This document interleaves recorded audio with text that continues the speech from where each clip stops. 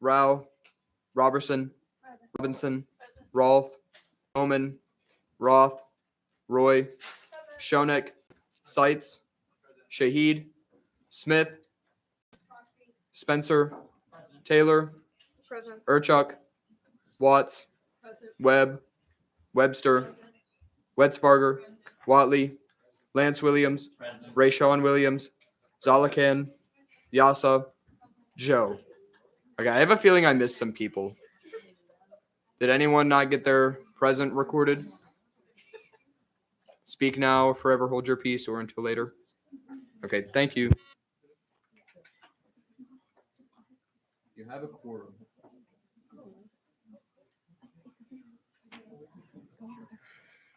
All right, so thank you for that. Sorry, apologies for the, okay. So now we're gonna move into the recitation of the student government mission statement. So if you repeat after me, founded and funded by students, the NC State University student government encourages students to express their concerns and ideas, promotes an environment of open discourse and academic excellence, and proactively represents the student voice to the university administration and board of trustees through ethical and accountable public service. Thank you. All right, now we're going to move into receipts and petitions corresponded to address to the Senate. So we're going to first up have the state of the executive branch. So SBP Mark Hurt and SBVP Mark Carreño, you guys have the floor. So, and if you are, all right, and you'll have 15 minutes and go. Hi guys, thank you so much for having us here tonight. We really appreciate it. State of the Exec branch kind of functions as a check-in on our executive branch, which we too really serve as leaders within this. Can I get the next slide? Mm-hmm. So the executive branch is composed of executive leadership, which stands myself, student body president, the student body vice president, the executive chief of staff, Anil Gordon, and the deputy chief of staff, Reagan Lineberry, all seen on the bottom. They're wonderful people. It's also composed of our 11 standing department chairs, which are running projects in different pointed areas, as seen and we'll discuss in a little bit.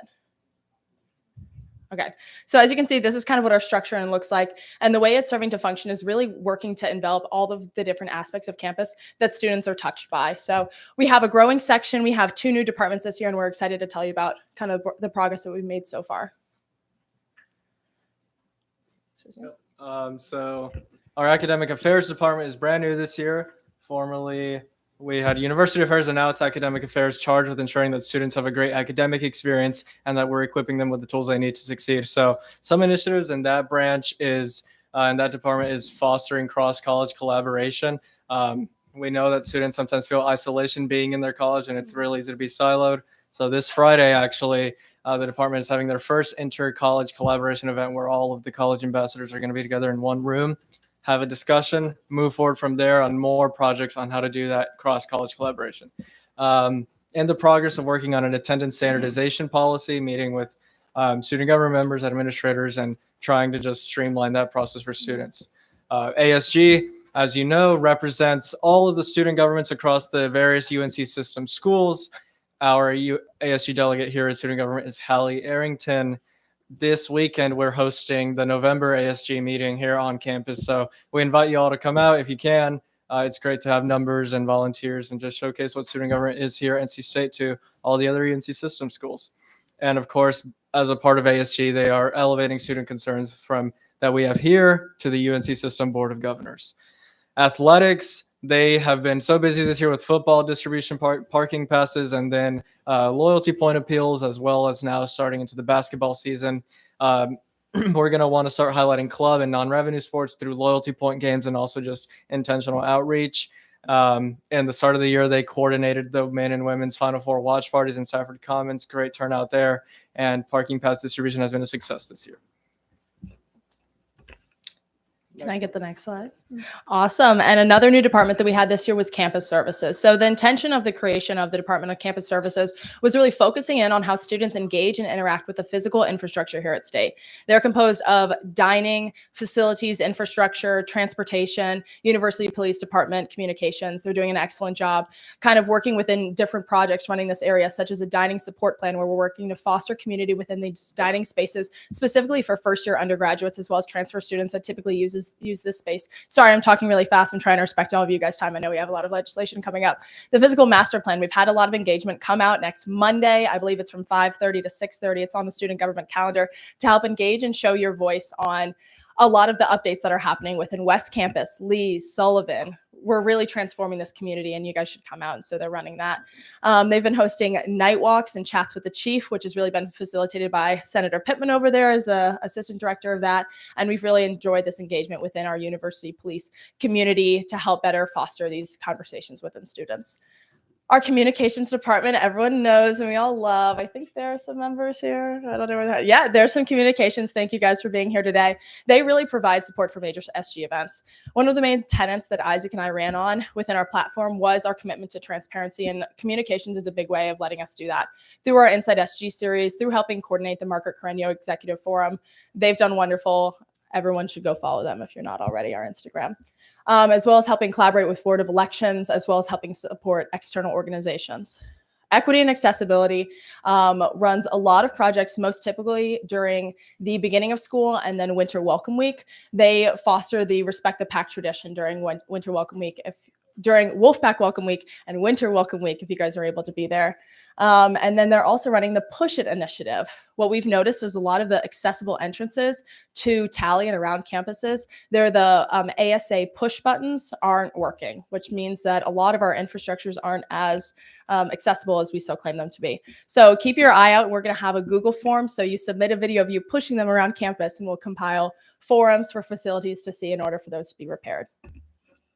Yep. And so engagement and outreach, engagement and outreach is working to obviously bring about alumni to campus and make sure that we're representing the importance of student government to those alumni. So just a few weeks ago, they had an SG alumni panel. We brought in some incredible alumni from student government, and we had a panel, learned a lot from them. That was fun. Now we're moving on to the Thankathon, which will be this week or in the next week coming up. And it's about calling those donors that have given to student government because they believe in us, thanking them and expressing our gratitude, and hoping that in the future we continue to build those partnerships and have them keep on supporting us. And it's a, give and pull. We have to show that student government still matters. Day of Giving, that's what they'll be all about next semester, making sure that we're supporting SG and engaging with that day on campus. Gov Affairs, you've heard a lot from this semester, and it's been incredibly important in an election year. Some major things they've done: Route 9, a new Go Raleigh bus route that goes from campus to downtown, all on Hillsborough Street, runs every day, 15 minutes. Every time I'm out there, I see one. So it's a great one, and you can ride on Go Raleigh for free through NC State, and it just streamlines the process. Next, the Engaged Citizenry series. We understand that we want to see more education initiatives for voters and students to just be civically active. It's one of our major tenets of our platform is to build NC State as a civic engagement hub. There were, I believe, 4 or 5 of those culminating in a living room conversations with the City of Raleigh candidates.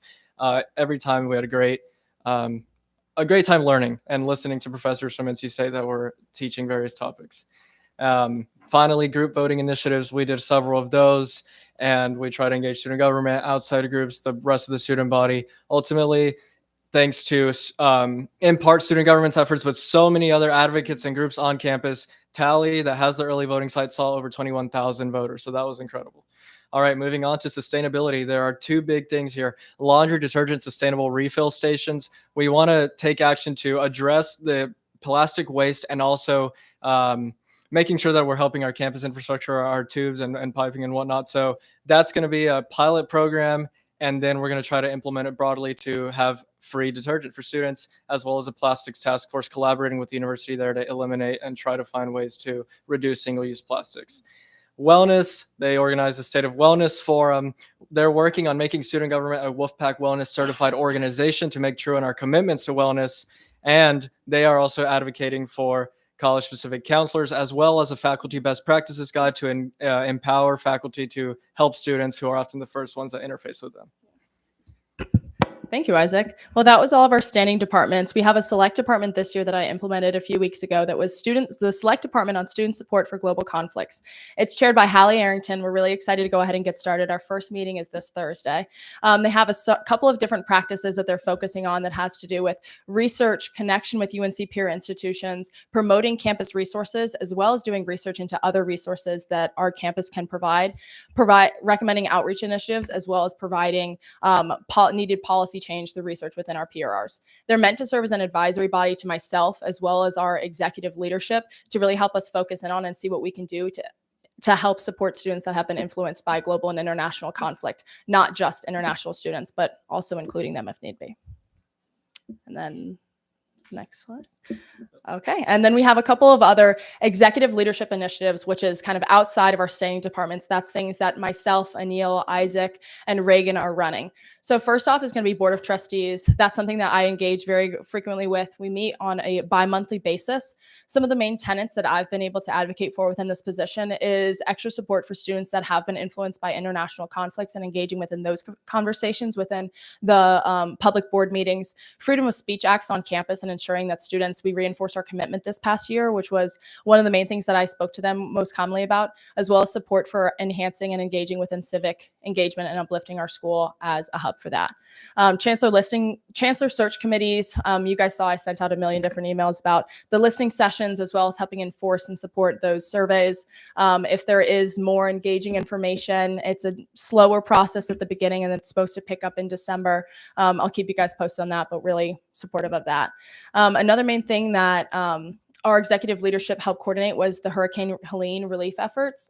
We focused on we had a student government food drive. Thank you guys to everyone that was able to contribute. It was told, it got to me, it was 400 pounds of food that were donated through the food drive, food and supplies that were donated that were able to be delivered. So thank you all for your support on that, as well as through the Association of Student Governments, the Council of Student Body Presidents, as well as their leadership council was able to coordinate $75,000 that were donated to the schools that were impacted by Hurricane Helene. We're very proud of that. And the Margaret Carreño Executive Forum, that was part of our platform, and it's another effort at transparency and not only updating you all, but also the rest of the student body in a public manner. That was last night. That's where the ice cream came from. Great turnout. We had a lot of fun, and it was good to be transparent with the students. All right, Student Organization Active Roundtable. That's a new thing. It's called SOAR. It replaces what used to be called SORT, but basically we're interfacing directly with student orgs rather than asking them to come to us. We're going to them, listening, seeing how we can collaborate. We've already met with several student orgs this year, averaging maybe once every week, 2 weeks, something like that. But it's been a great effort and nice to interact with those students. PAC Meal Share Initiative with dining. This is something that we do at the end of every semester. And basically, as you all heard at Senate last meeting, I believe, PAC Essentials thrives based, at least with the food aspect of it. One of the things they do is they give dining swipes to students in need. And the way they do it is by student government in collaboration with dining, asking students at the end of the semester, hey, do you have a leftover guest meal swipe? Donate it to PAC Essentials. All of you were so interested in that, and be on the lookout for more information. Allison will send it out on signing up to volunteer during that time, which will be at the end of the semester. Waiting to have those dates confirmed, but they should be in 2 weeks from now. Yes. ACC Advocacy Days will be next semester, and it's about sending all the ACC schools go to Washington, engage with their senators and representatives, and touch on the issues that matter to students at universities. And then finally, Fall Retreat was this semester. We had a great time. Brought some General Assembly officials and learned about being advocates, and it was called Activate, Advocate, Achieve. So fun time. Thank you all for coming, for those that did. And that is the end of those formal ones. Yeah, I'd finally just like to say and just do a holistic wrap up and just say that the the state of the executive branch is strong. The NC State student body is strong. And there is nothing that we can't do when we do it together. Thank you, student government.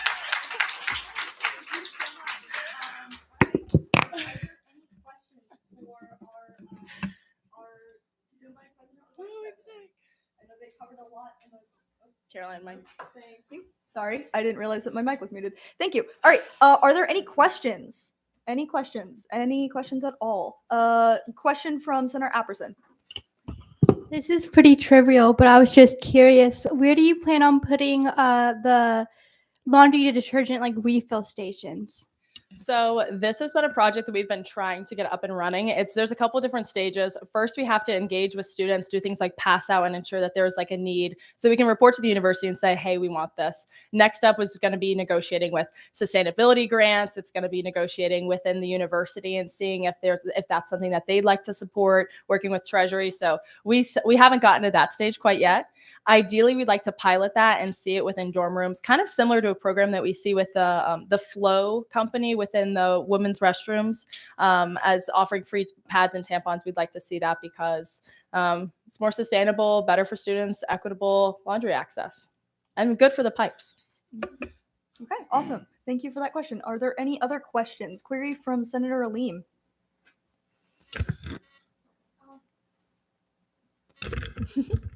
Okay. I have a question when you mentioned Board of Trustees up there. Mhm. What exactly, in regards to freedom of speech, was could you explain freedom of speech in regards to that? Yeah, I absolutely can. So when I first went onto the board, it was roughly in March. And when we were first coming in, it was one of the first bills or pieces of legislation, I don't know the exact term, within the book that when I was on there was reinforcing the commitment to freedom of speech. So my main role was just voicing student perspective and representative in that within committee, as well as to the full board. And so it's just more reinforcing.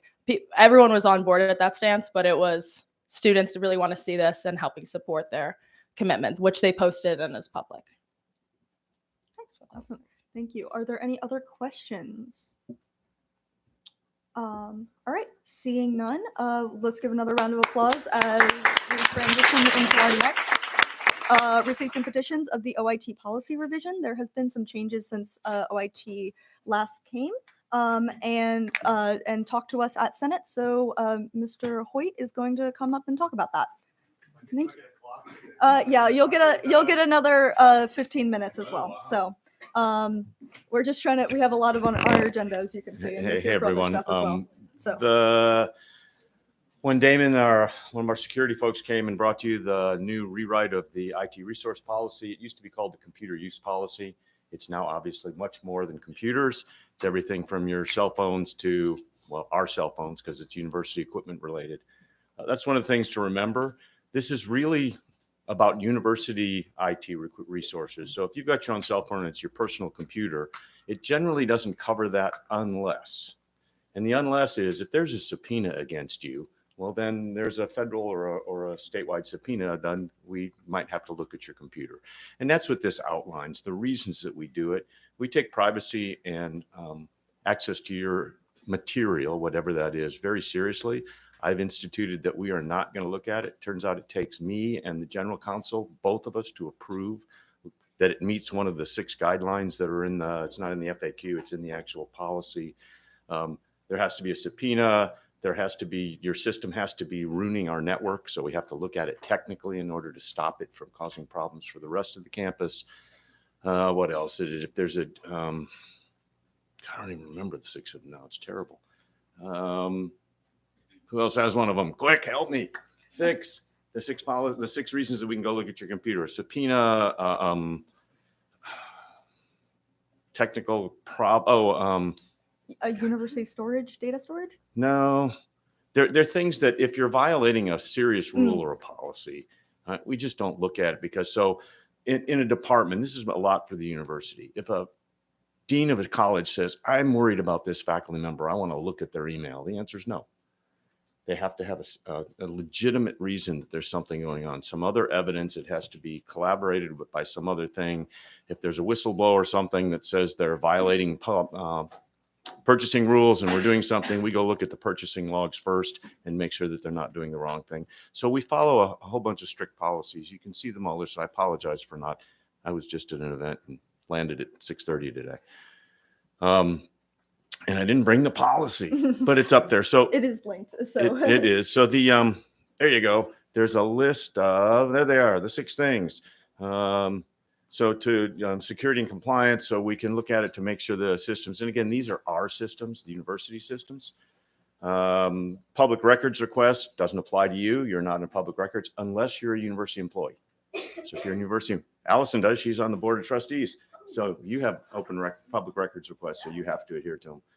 So if you see some of those things, if if you're a university employee and you do university business on your personal equipment, you have to by law produce those records in for open records request. And if not, then they get a subpoena and they take your equipment and they go look at it. So as a university employee, these are really much more for that. It does affect you all if you're doing university business, since you're in student government and you may be doing some records that are student government. If you were to illegally do something that's representing student government, then there would be some request and say to go look at it. We get general counsel to approve, we get student judicial look at it, and then we come and ask you to be able to look at your materials. But again, that's so rare, quite honestly. It doesn't happen. You all are, I heard your, it's not your charter, it's your oath. It's the, whatever it was. Mission I statement. was impressed. It was helping that out. So this is a rewrite. There's really nothing new in it. It was changed a little thing. The wording changed in order to help. There was something, there's one line in there that scared a lot of the faculty. It said, you have no expectation of privacy. It's a legal term. It's not real. Well, it's a legal term. And what it means is if you put something on your university computer, somebody can look at it. So if you're doing personal email or personal work or trying to run a business on your university computer and somebody gives us a subpoena or an open records request and we have to go look at it and we see it, we may see it. Now, if we look at it and go, this is personal, it doesn't matter, we just reject it. We don't look at it.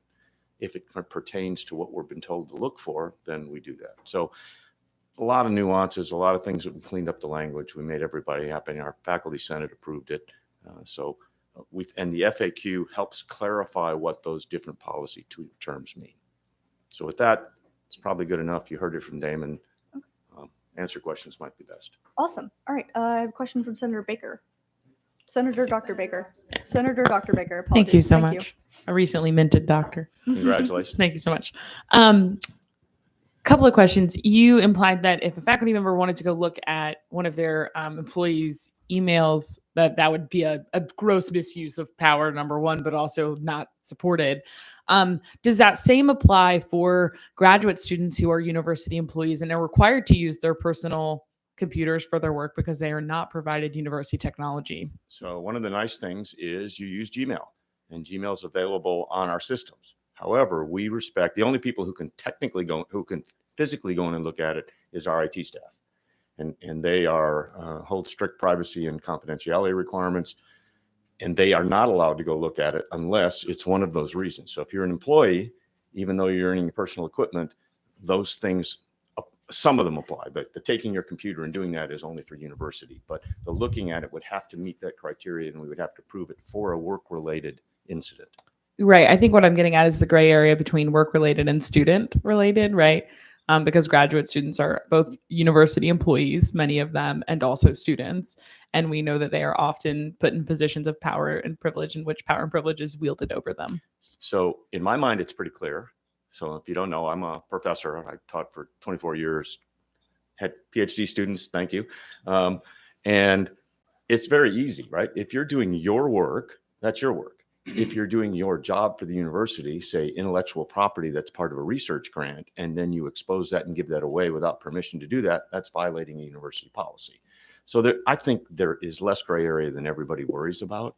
And on top of that, we don't go look for things. I mean, right? And if a professor came and said, I'm worried my graduate student is using this to start a business, well, give me some information that shows where they're starting a business and how they're using the intellectual property before we go search. Okay, awesome. Thank you. Does that answer your question, Senator Dr. Baker? Okay, awesome. Senator Dean. So previously, before this semester, was it always the case where you all were able to access student emails, laptops, phones, and things of that nature? Or was it just this year that you all The policy instated that? has not technically changed. It's clarified the writing to make sure it's understandable, and it clearly expands more than just computers. It was titled the computer use, but it is always, if you look at the law, it's about the data. The regulations are about the data you have and if it's related to the university. So if you text something related to the university on if I do it on my personal cell phone, but it's about university business, then it becomes an official university record. So it's about the data and how the data, its context, and doesn't matter where it's used.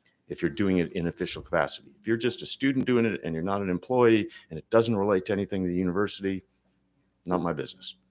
So can I follow up? So I know you said that student government, like our records are a little bit like different. So if say I'm the chair of a committee and I'm talking to like texting one of my individuals on a committee relating to my committee's work, is that under like university business that you all be able to pull public records for? So now you're at a gray area, not a gray area, you're at a granular level that I would have to ask my general counsel, because it's about the decisions.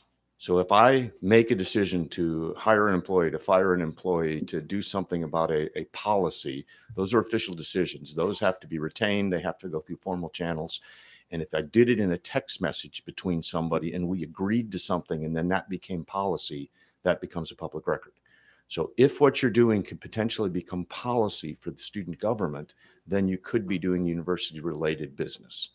But most of what everybody does doesn't become policy. All right. So, and I know it sounds, maybe like, well, but what I'm doing becomes something. Yeah, it becomes how you operate. But student government, you may know better because you had to. Yeah, I know that from most of the time FERPA is overriding for student government. I think the only person who's like really subject to public records is Allison, as a trustee and a employee. And most of your employee. policies are related to you as student government and student behavior, not formal university policy. Yes, it's only when it's the university PRRs. Was there I'm going to question from SPP Marker and then Pittman. Are you able to disclose to us how often this has been utilized, or when the university has engaged with like students' personal technologies? So to my recollection, student, never in the 17 years I've been here. We have faculty and graduate students under the work related to the university they were doing. So they were employed and it had something to do with it, but it was pretty extreme situations.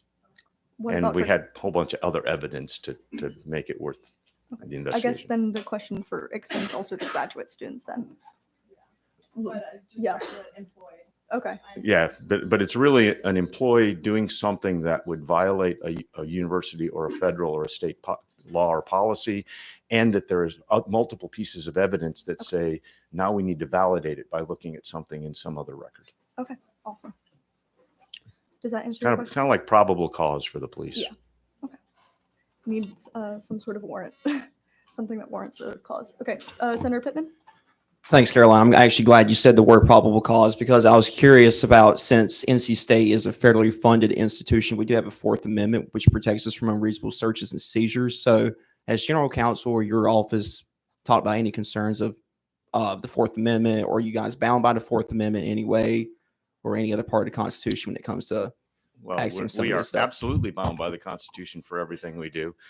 However, we are also a business. So businesses have the ability for their business activities in order to do certain things that might not be a public speech or a free speech activity. So there are some areas, but that's case law. And that's why Allison, the other Allison, Allison, the general counsel, is involved. And that's why the two of us, I look at it from the technical side and the other activities, and she looks at it from the legal side. And we make sure we agree that there is both probable cause and we're not violating any legal privacy or speech capabilities, free speech. Awesome. All right. Are there any other questions for Mr. Hoyt? Okay. Senator Baker, Senator Dr. Baker. I promise I'm really almost done. If we decide not to approve this, does anything actually happen? So you are not approving it. We're looking for an endorsement. Endorsing. And the reason is the policy is already in place. We need to put a policy in place in order to meet certain legal clauses and other things. We're doing this because, like your cause said, working with student government in order to get favor. We've answered questions and changed the writing and the wording and the other things in order to ensure we're doing the right things for you all. We're here because of you. And I know sometimes it might not feel like it, but we try to do our best, despite the fact that your PhD faculty member, you might have been angry at a few times. We all know the way it works. Ain't that the truth? Yeah. So anyway, so we encourage the endorsement. If there's some reason that it's not endorsed because there's a clause that's written that's a problem and needs to be fixed, we've been doing that this whole time. That's why Yep. it's taken us about 18 months to get this out. Thanks, Mark. Awesome. All right. Are there any other questions regarding this? And we'll also, I assume that Mr. Hoyt will also be here for when we have the second. I am But- staying. Yes, until we have all of this business resolved, so we can have any questions about that later.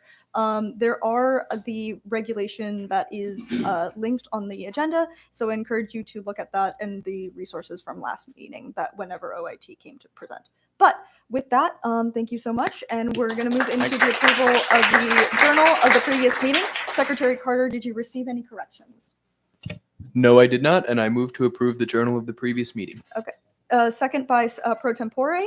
All in favor of approval of journal of the previous meeting, please say aye. Aye. All opposed, please say nay. And the journal is so approved. All right, now we're going to move into the open floor comments of the student body. Any student who's not a current or former member of student government may address the Senate. Is there any students? Not a current or former member. Is there any students? Okay. Seeing none.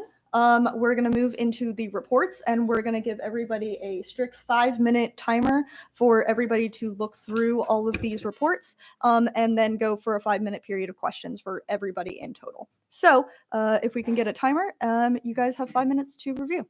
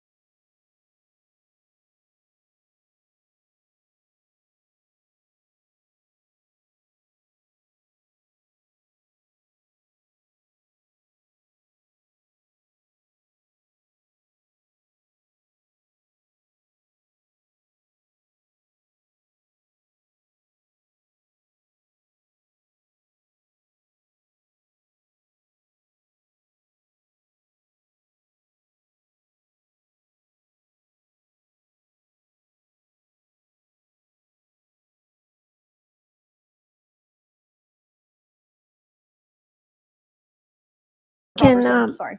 that's fine. Can Hallie give us some update about what's coming up this weekend and maybe talk about the town hall questions a little bit? Yeah, Senator ASG delegate is not here, but the at-large is. So I will have Daniel speak on that. Hey y'all. Give me a second. I didn't have it open. Okay, so this weekend is ASG and we are hosting at State. So very happy about that. It's been 2 years and this is the first time in 2 years that we're doing it. So one thing that we're doing at ASG this time is it's called an ASG Town Hall, where is it you and Isaac take one? Is it Yeah, you go and for it. Isaac? The UNC ASG president will be having a town hall with our student body vice president. Yes. Good. I don't know all the specifics. I have been in this role for 12 days, y'all. So we will be having that on the agenda under the report of the ASG delegate. You can see the question submissions. If you guys have any questions that you guys want to ask the ASG delegation or the ASG president about ASG as a whole or about our school system, submit them there and then they will get to them. And then you can come join the Zoom call and listen to them answer your questions. On top of that, under that question submission, there is a meeting volunteer sign up. So one thing that I will note is our student union, guys, is a lot bigger than some of these other schools. A lot bigger. So the fact that we have 5 floors, and we're on the 4th floor will be a little jarring. So we need people to help them get here. So for you guys to sign up, you can just sign up there and you guys will be just posted around Tally. If you see random people in suits or in random other UNC school system merch, hey, are you here for ASG? Great, go to the 4th floor. So just have that in mind. We need some help to welcome everybody because it's members from every UNC system institution. So, all right, does that answer your question? All right, awesome. Are there any other questions regarding any of the other reports? Senator Zolican. What can you go into like a little more depth into what the apportionment chair would exactly do, like what their responsibilities are? Yes, so apportionment is something that has to happen every couple of sessions, and that is the committee that decides the distribution of Senate seats and how many elected representatives are for each session. So this is something that we'll also talk about a little bit more with second reading of R77.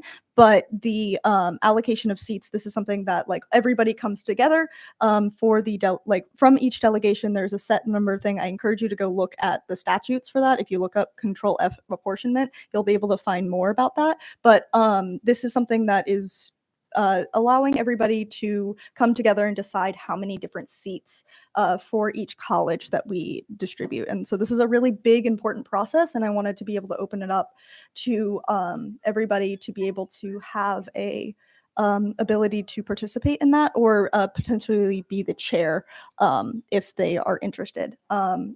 And again, a little bit of spread the wealth as well as allow for everybody to have an opportunity to be a chair possibly. All right.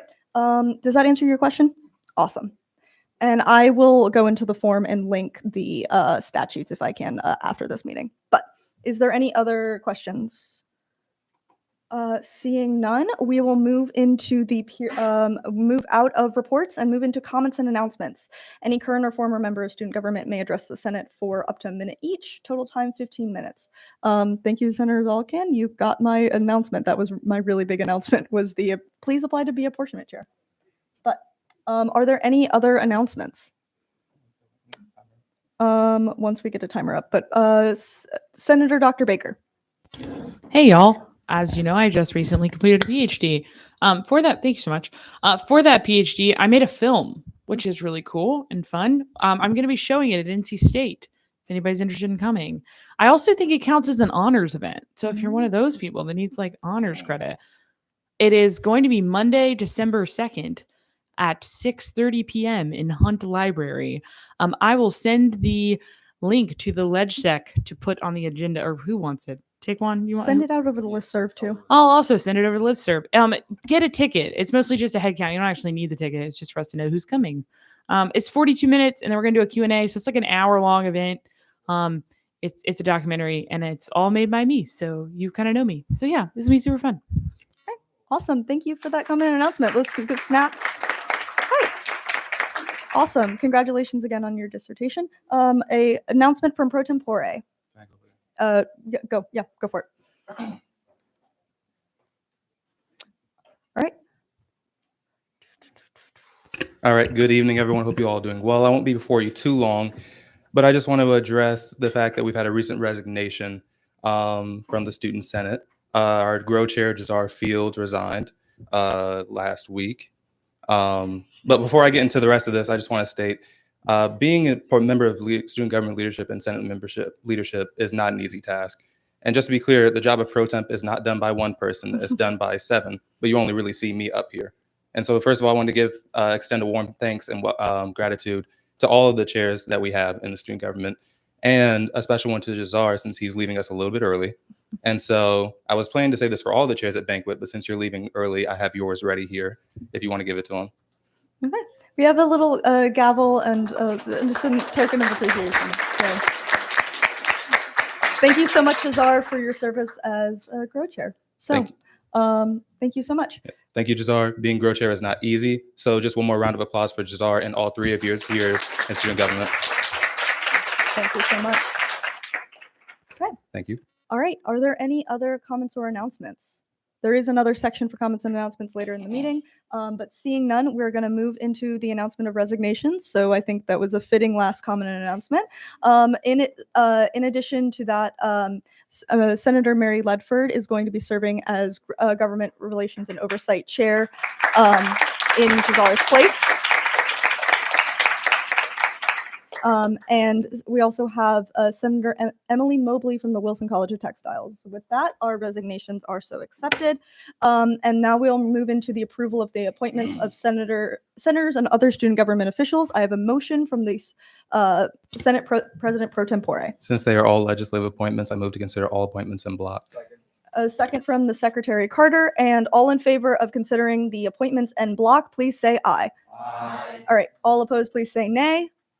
All right, and ayes have it, and appointments are considered en bloc. So all of our appointees, if you guys can come up to the front podium, you guys will have the 90 seconds to introduce yourselves, and then name, major, college, and because we have a couple of different appointments, positions, what a position you're going for, and why you want to be that.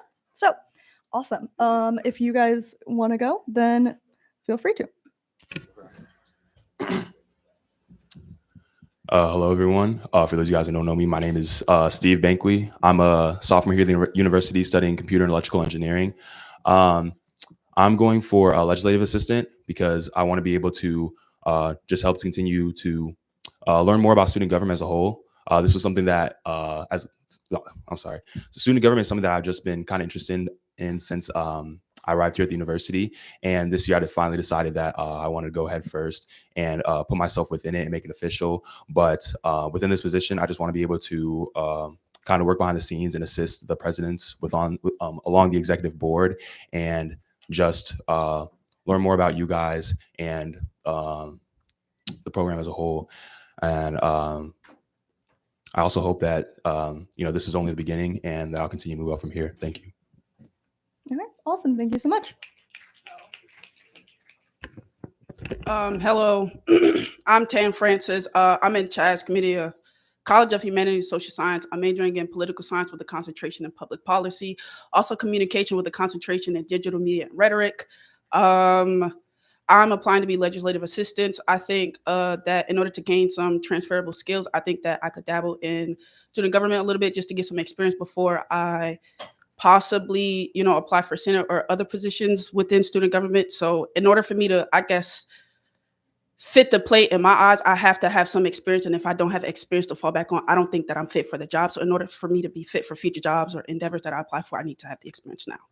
Thank you. Thank you. Hi, my name is Flynn Van Flutteren. My pronouns are they, them, theirs. So I'm in the College of Education. My major is in applied educational studies. And I'm a senior here. So I graduate this fall. So whoops. But I will be done so soon. So you'll see me here and then not again. So yay! I just wanted to do this because I thought it'd be really interesting and really fun. And I want to be more involved at NC State, even though I literally was only here for a year.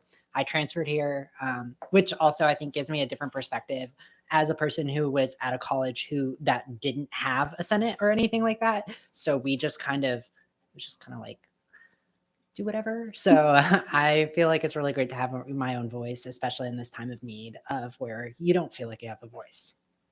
Thank you. All right. Great. With that, do we have any questions for our Senate appointees? Great. Seeing none, I will ask the Sergeant at Arms if you guys can follow Lance out in our striped shirt. 10.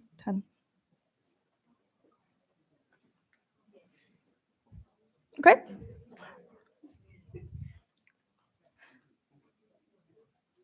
I have a motion from Senator Dean. I move to remove Tan Francis for consideration at next Senate meeting. Tan Francis? Yes. Or is that what the person who's not here? Oh, I'm sorry. So okay. Matteo That Santiani one. was not here. Sorry, that one. Sorry, Tan Francis was here. That's why I was a little confused. Sorry. Yeah, so fun fact. So the Matteo has a class that ends at 8:45. So I thought that we were going to be at that point, like with the timing and that sort of thing. So we went a little bit faster. That's a good thing.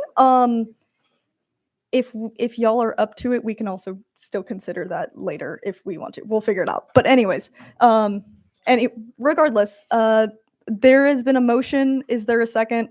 Second, Senator Baker. All in favor, please say aye. Aye. All opposed, please say nay. All right, and it's so removed from the block. All right, for next meeting, tabled for next meeting. So, all right, any points of discussion?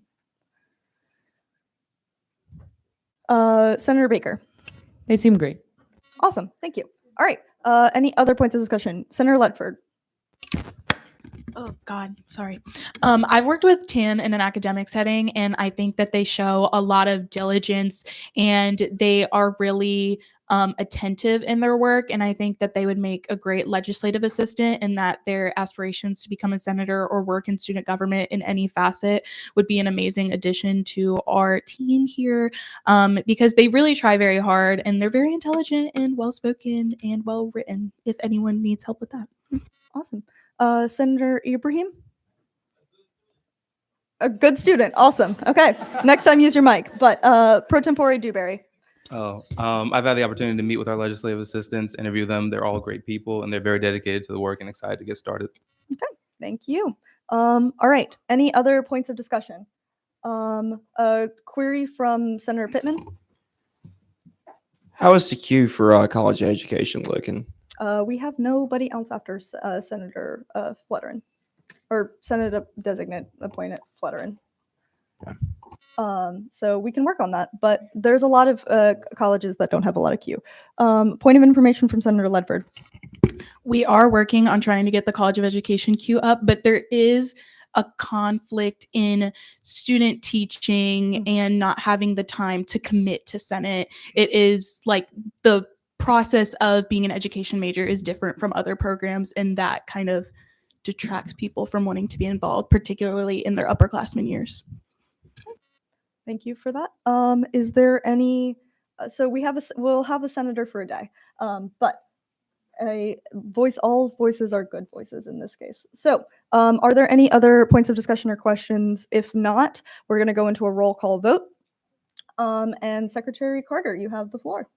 Alrighty, you can vote yes, no, abstain, or pass, and I will come back to you, starting with Abdul Alim, Ahmed, Alim, Al-Shamari, Apperson, Baker, Barker, Barrett, Biggs, Boaj, Kars. I vote yes. Chiganti, Cook, DeVay, Davis, Desai, Deet, Dewberry, Dean, Dixon. Are we having issues with the? No, that was my bad. Oh, okay. I'm sorry. I didn't have it pulled up. That was my bad. I'm so sorry. Okay, Dixon said yes. Okay, Dunn, Echebaroo, Falso, Frink, Hardwick, Hernandez, Hines, Ibrahim, Joshi, Kalanina, Khan, Kolu, Ledford, Lennon, Lewis, Lundergan, Mangastab, Nandula, Perez, Perry, Piriani, Pittman, Price, Rao, Robertson, Robinson, Rolfe, Roman, Roth, Roy, Shonik, Seitz, Shahid, Smith, Spencer, Taylor, Yes. Urchuk. Are we good? Yeah. Okay. You missed me. All right. Is I there don't know. anybody? I missed No, I'm sorry. We're Okay. pausing on the. Yeah, no worries. This is what happened. Hey, look, this is why we have a transition meeting Okay, we're good. for secretary. So if we need to call again, then go for it. Okay, so we have you, Taylor, said yes, right? Yeah, we're gonna have to go back through them. I'm so sorry. That's It's okay. Okay, Urchuk, Watts, Webb, Webster, Wedsparger, Watley, Lance Williams, Rayshawn Williams, Zalakan, Yasa, Joe. Okay, I'm gonna go back through and read the ones that we don't have anything for. So we're gonna start at the top. Okay, Abdul Alim, Ahmed, Alim, Al Shamari, Apperson, Baker, Barker, Barrett, Biggs, Boaj, Kars. I vote yes. We good? Chiganti, Cook, DeVay, Davis, Desai, Deet, Dewberry, and Dean. Okay, is that everybody? Did everyone get their yeses? Can recorded? everybody check the voting sheet and make sure everybody's thing is accurate? Roy, Is there another section? Roy for yes. Okay, Roy is yes. Shonik, Seitz, Shahid, Smith, Spencer. Smith, the proxy, should have voted yes on that. Smith's proxy here. Logan Lowry. Logan, are you Smith? Smith, yes. Okay. Okay. All right. All right. Anybody? Spencer? Spencer, yes. Okay. Anybody else? Okay. Seeing none, we will be with 55 in the affirmative, 0 in the negative, and 0 abstentions. These appointments do pass, and we'll welcome them in with a round of applause.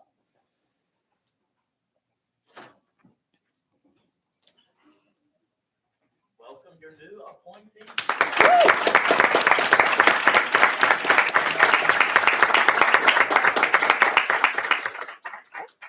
All right, awesome. All right, so now we're gonna move into a 10-minute wellness break. And 10 minutes exactly. So listen up. We're going to be back here at and in your seats by 8:38. Okay.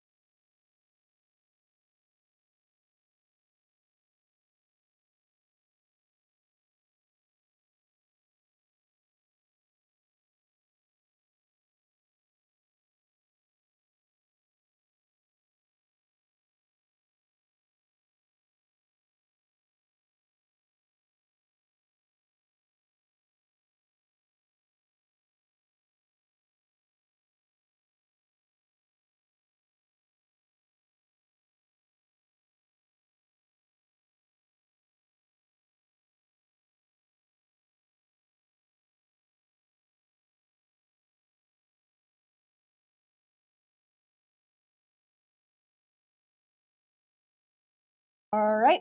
Okay. So thank you guys for being really prompt with the wellness break. I really, really appreciate it. Okay. So now we're going to go into veto messages from the student body president. There are none. And we're going to next a consent agenda. There are no pieces of legislation that were recommended for consent agenda. And now we're going to go into first reading. So before we go into the different parts of the first reading, we're going to go establish what is on first reading. And so our 92, R93, and R94 all require a necessary majority vote to calendar these resolutions for first reading. So there is no debate for this. There was a motion so properly sent over the listserv for all of those, and we're going to consider them en bloc for the sake of time. Is that okay? Okay, actually, we have to consider them individually. Is there a motion to consider them en bloc? Motion from Senator Perry, second from Pro Tempore Dewberry. All in favor of considering them en bloc, please say aye. Aye. All right, all opposed, please say nay. All right, the motions to calendar these are going to be considered en bloc. All right, so now we're going to go into a majority vote to calendar these for first reading. All in favor of calendaring these three resolutions for for late introduction, please say aye. Aye. All opposed, please say nay. All right, ayes have it, and these pieces of legislation are going to be calendared for first reading. So, and now, if you want to. So I have a motion from Pro Tempore Dewberry. All right, given that we had an OIT back tonight, I just want to go ahead and make a motion to suspend Chapter 2, Article 1, Rule 20 of the Student Body Statutes to allow for us to calendar and motion to fast track the OIT Revised Policy Endorsement Act, because a decision they'll be moving on with this tomorrow. Is that correct? And it would be great if student government could provide a response tonight. Okay.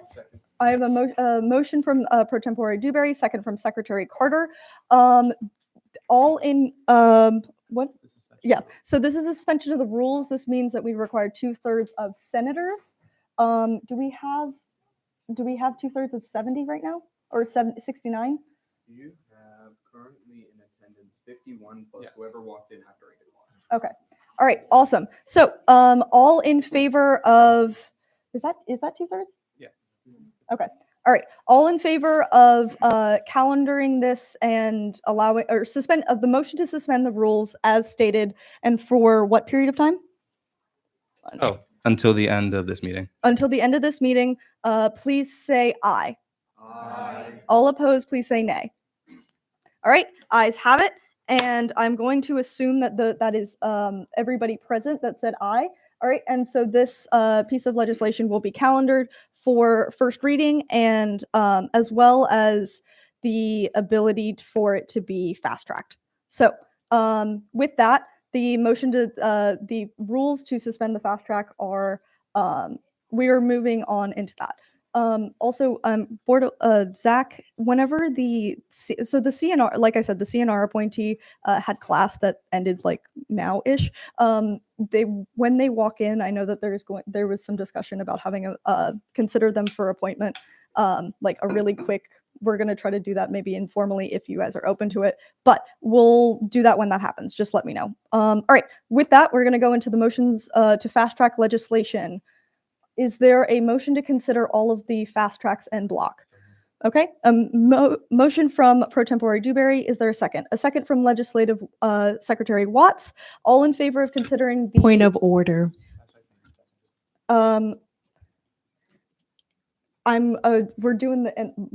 Is this point of order on the motion to consider en bloc?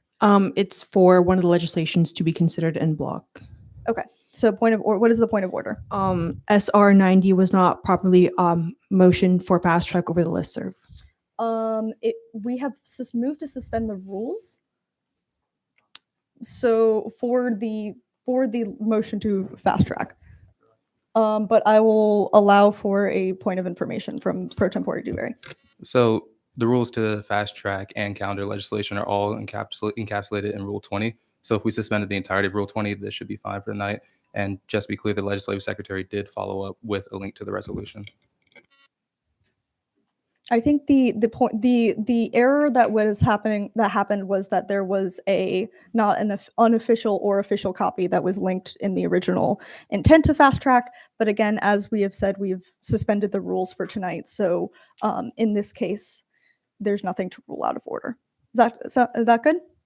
And thank you for it as a learning moment for going forward for anybody who wants to fast track things, if that's okay. All right. Okay. Awesome. So now we're going to go back to the motion to consider en bloc. All in favor of considering all of the motions to fast track en bloc, please say aye. Aye. Okay. All opposed, please say nay. Okay. Ayes have it, and these motions to fast track will be considered en bloc. Okay, awesome. So all of these, the motion to fast track, I need a second. We're so properly made over listserv, you can't second your own motion. Is there a second? But it's a block. So I'm going to do a second from Senator Baker for fast tracking these pieces of legislation. All right. All in favor of fast tracking these pieces of legislation and calendaring them at the end of second reading, please say aye. Aye. All right, all opposed, please say nay. Okay, ayes have it, and these pieces of legislation will be fast-tracked and so calendared for at the end of second reading. So, awesome. Thank you for that. So now we are going to go into the referrals to committee. Given that we do have some legislation, and also we're starting next semester on a Senate week, there is going to be an expectation that you have at least one more committee meeting this semester. So you're not fully done, you're done, but you're not done. You're done with Senate, but you're not done with the committee. Have one more committee meeting. Chairs, please organize that with your committee members. And so with referrals to committee, referring all of these to student affairs. R92, R93, and R94 are all going to be referred to the Committee on Student Affairs. So now we're going to move into a motion from Secretary Carter. I move to amend the agenda to place the fast-tracked R89, SR90, FB91, and SR95 to the top of second reading to be considered first. Okay. Which ones are you trying to move up to the top? The ones that we fast-tracked. Okay. All of the fast-track pieces of legislation to the top. Is there any particular order in which you'd like to do those? The way that they are displayed currently. Okay. So there has been a motion to move all of the fast-track pieces of legislation to the very top. Is there a second? A second from who said second? Was that Senator Davis or Senator Roy? Senator Roy. Okay. Senator Roy, second. I have a point of order or point of information from Senator Dr. Baker. Am I allowed to suggest an amendment to the motion? You can amend the motion if you'd like to. Can I friendly suggest that we move SR 95 to the top of the list in order to be kind to our guest? SR 95, and would that be To put that first. And SR 47 as well? Yeah. Okay, Yeah, so yeah. there's a I'm ready. motion to amend the amendment. The OIT one. To have our OIT related policies first, out of respect for the administrator that has joined us today. Is there a second for the amendment to the amendment? Second by Senator Webster. All in favor of the amendment to the amendment, essentially moving the OIT first, please say aye. Aye. All opposed, please say nay. Okay, the amendment is going to be so amended. So we're going to be putting OIT first and then the rest of the fast track piece of legislation. I have a motion from Senator Dean. I'd like to amend and move alongside SR 70 to like the end of like the block to move the legislations up. Okay, you'd like to include SR 70 in the block. Is there a second? Second from Senator Khan. All in favor of adding SR 70 to the block end of the block, please say aye. Aye. All opposed, please say nay. I'm going to say that ayes have it. Okay, and so SR 70, it will be OITs, bills, the fast tracked, and then SR 70 for our second reading tonight. Okay, now we have to go into the motion as a whole. To amend the agenda in the first place. Is there, all in favor of amending the agenda as stated previously, please say aye. Aye. All opposed, please say nay. All right, ayes have it. I also am going to request that even if it's a voice vote, please vote, because that didn't sound like that sounded like 5 people. I'm gonna do that again. Everybody, all in favor of amending the agenda, please say aye. Aye. All opposed, please say nay. Okay, ayes have it. Thank you. All right, so give us a second to amend the agenda, and we will reflect it as such. Oh wait, we calendared everything, but we didn't actually do first reading. I realize that. I'm so sorry. So, Legislative Secretary, while we're getting the agenda fixed, will you do the first reading of legislation for the long titles? Thank you. Sorry, y'all. Trying to go too fast. But yep, just go in that order. Okay, Resolution 89, a Senate resolution to be entitled an act to express appreciation for NC military and veterans and promote Military Appreciation Week, Employ a Veteran Week, and Operation Greenlight. Senate Resolution 90, a Senate resolution to be entitled to an act to recognize and commend Jazar Fields for his outstanding contributions to student government and the NC State student body. Finance Bill 91, a finance bill to be entitled an act to allocate student government funds for the purpose of reimbursing coordination a cappella.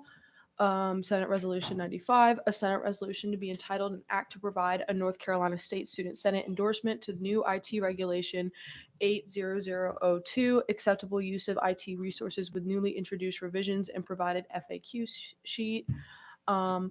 Resolution 92, a resolution to be entitled an act to recognize, honor, and celebrate the contributions of student athletes at NC State University, empowering their voices and enhancing support for athletic programs.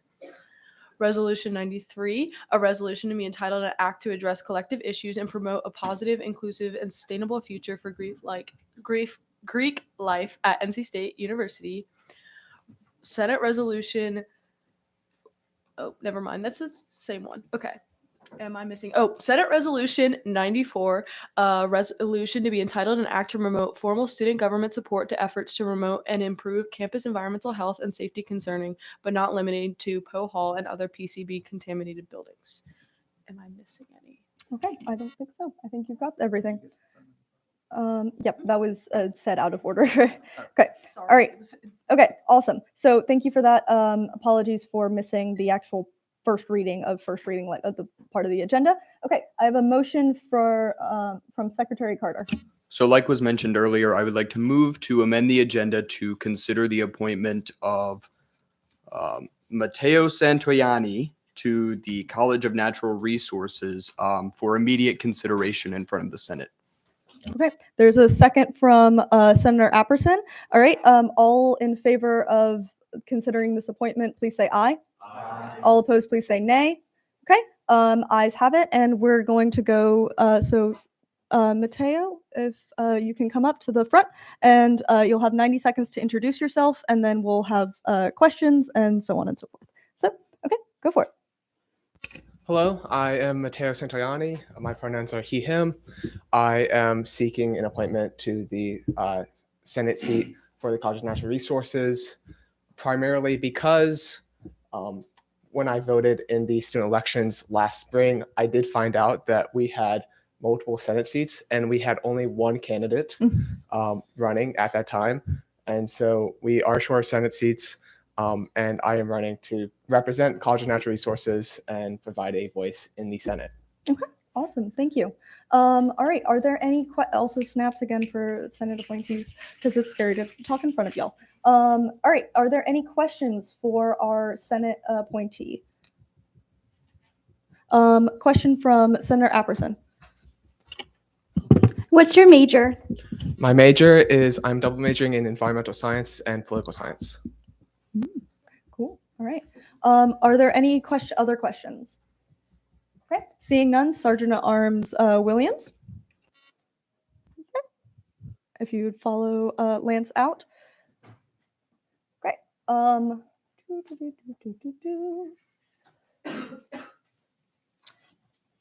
right. Are there any points of discussion for?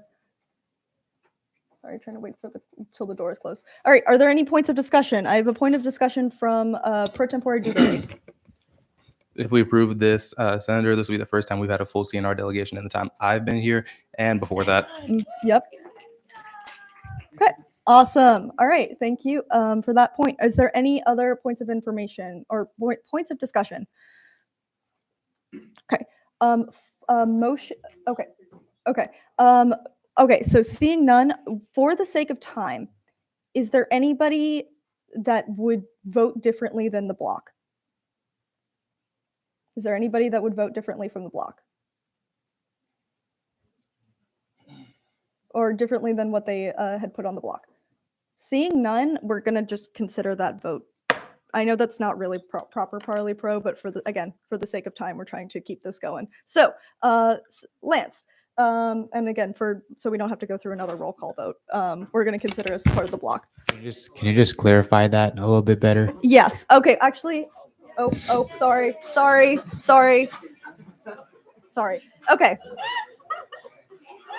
Sorry. All right. Actually, let's just do this. Let's just do it this way. All in favor of approving the appointment, please say aye. Aye. All opposed, please say nay. Appointment's approved. Thank you. Sorry. Okay. Woo!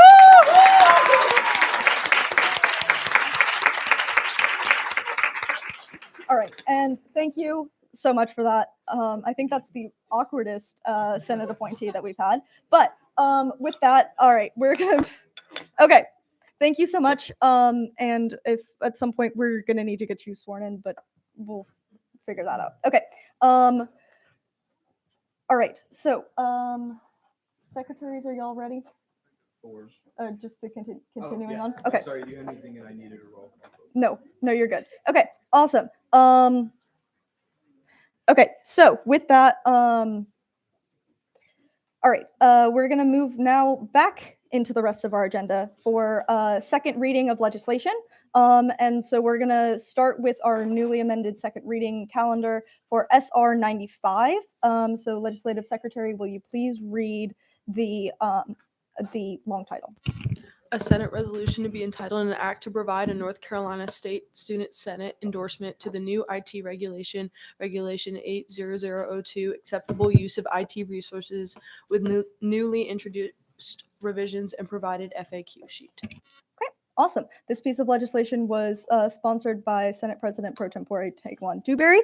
You will have 5 minutes to provide a sponsor report. OIT came and asked for a response. This is our response. Awesome.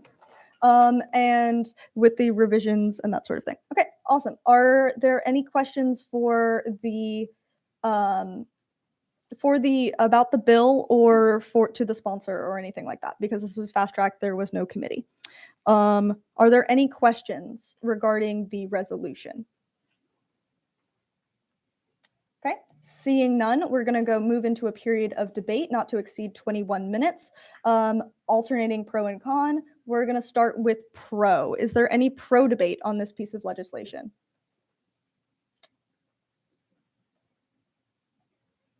Okay, seeing none, is there any con debate on this piece of legislation?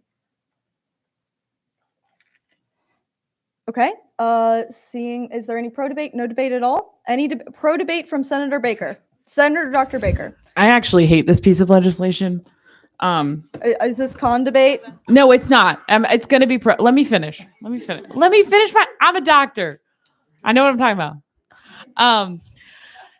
No, look, I don't actually like this piece of legislation, but I actually think we're remiss to not pass it because I think that it's already being enacted. The policy's already being enacted.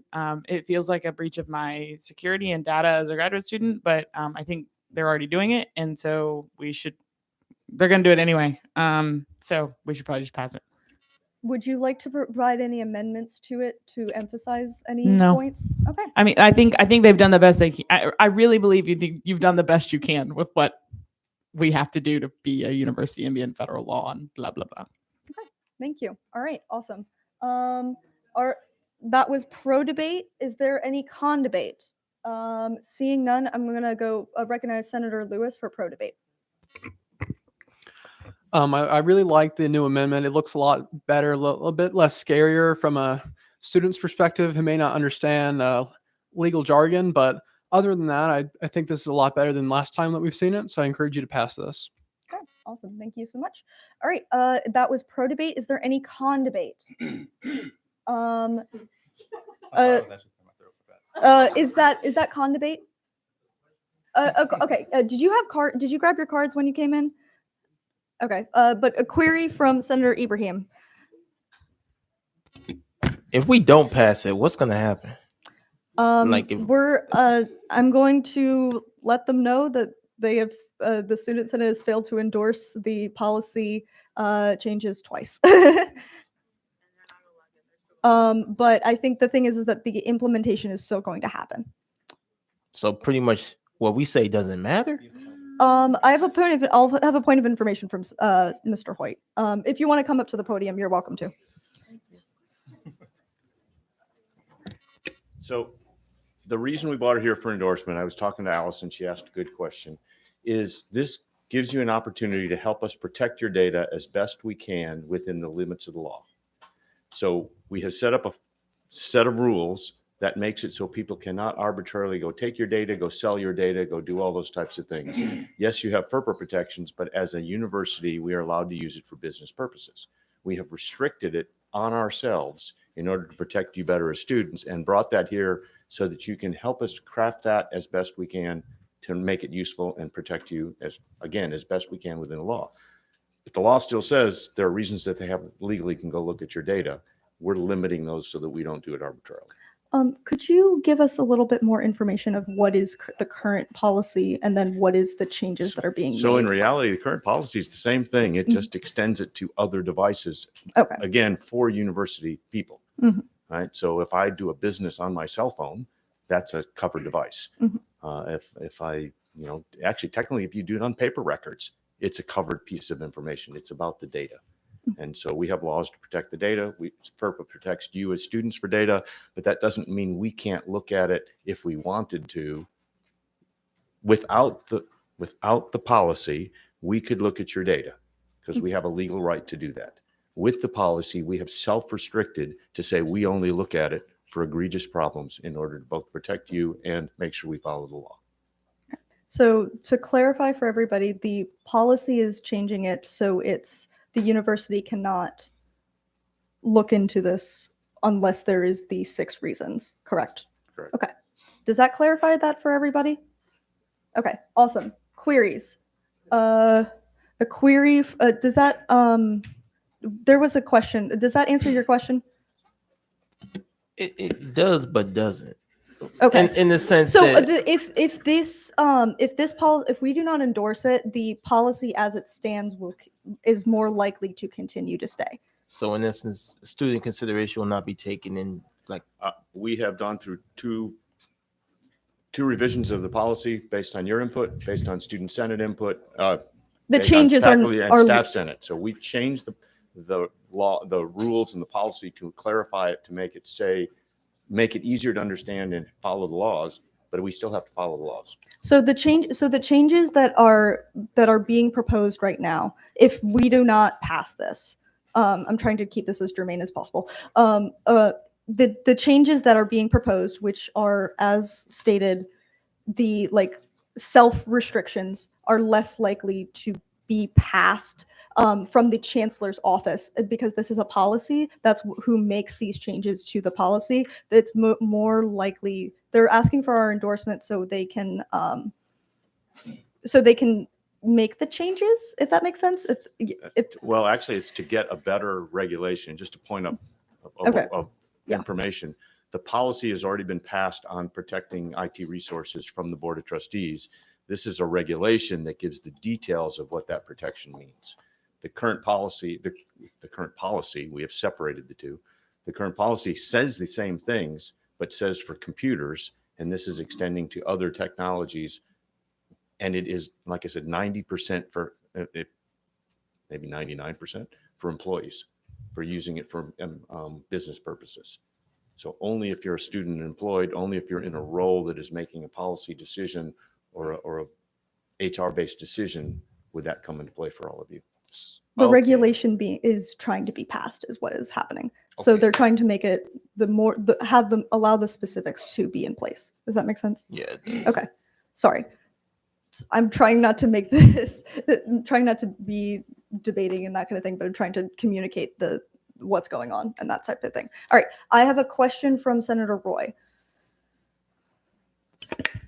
Okay, just to clarify, this new policy makes it to where you can look at like our computers and phones and everything, while the other policy was just computers, or has it always been all of our personal devices? It's always been beforehand, always or- your. So legally, if, and again, remember, this is mostly for employees. So we're not going to go look at any of your data for your student work, for anything else. It's only if you're employed and doing something that related to the university business. And legally, the state law says open records, if you're an employee, covers everything that we do for data. It doesn't matter what device, doesn't matter if it's on paper.